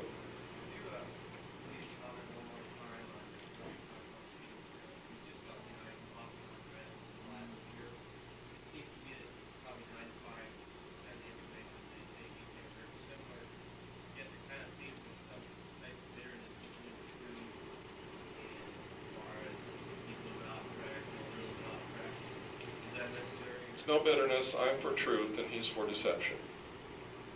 The Phoenix Journals are really written by Doris and E.J. Ecker. They're two con people that have a police record as long as my arm. They say that they're receiving this information from some space cadet named Hatton through a shortwave radio, who also at times claims to be God, Jesus, Sananda, and who else? Ashtar. Do you really think Jesus is going to communicate with us through a shortwave radio? I mean, that's all it takes for you to understand that what's in those journals is bullshit. But if you need more, most of it is copied verbatim from other people and is said to originate from this space cadet called Hatton. In Spacegate, The Veil Removed, the first 45 pages of that book is copied word for word, verbatim from a paper I wrote in May of 1989 called The Secret Government. The Phoenix Journals weren't published until November of 1989, just in case you think I copied it from them. And I could go on and on and on. Lindsey Williams' tapes have been copied verbatim. Eustace Mullins's books have been copied verbatim. If there were such a thing as ascended masters, they could at least use their own words. Why would they copy from some insignificant human such as I?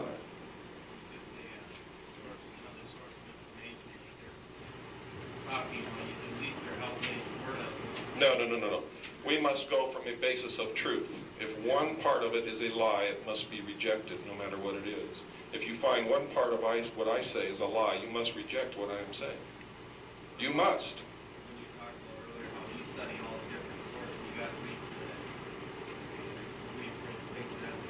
that. You can read it fine, as long as you understand, and you should, that it's coming from a point of deception. I've read all of them because I want to know what the enemy's doing.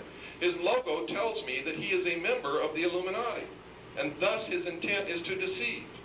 The message of the Phoenix Journals is it's all over, there's nothing you can do. It is so bad now that the only thing you can do is liquidate all your assets, send me the money, I'll buy gold and store it for you. I wish you luck. Send me the money. I'll buy gold, give you half and keep half.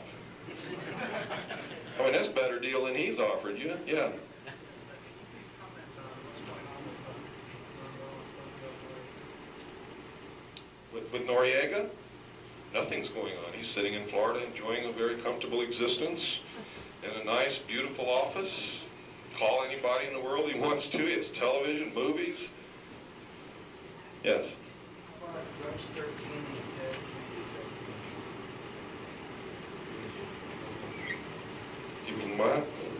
Judge 13. Mm-hmm. Ted Kennedy? JFK? John F. Kennedy was killed by the driver of his car, who turned in the seat and fired point blank into his head with an assassination pistol that was manufactured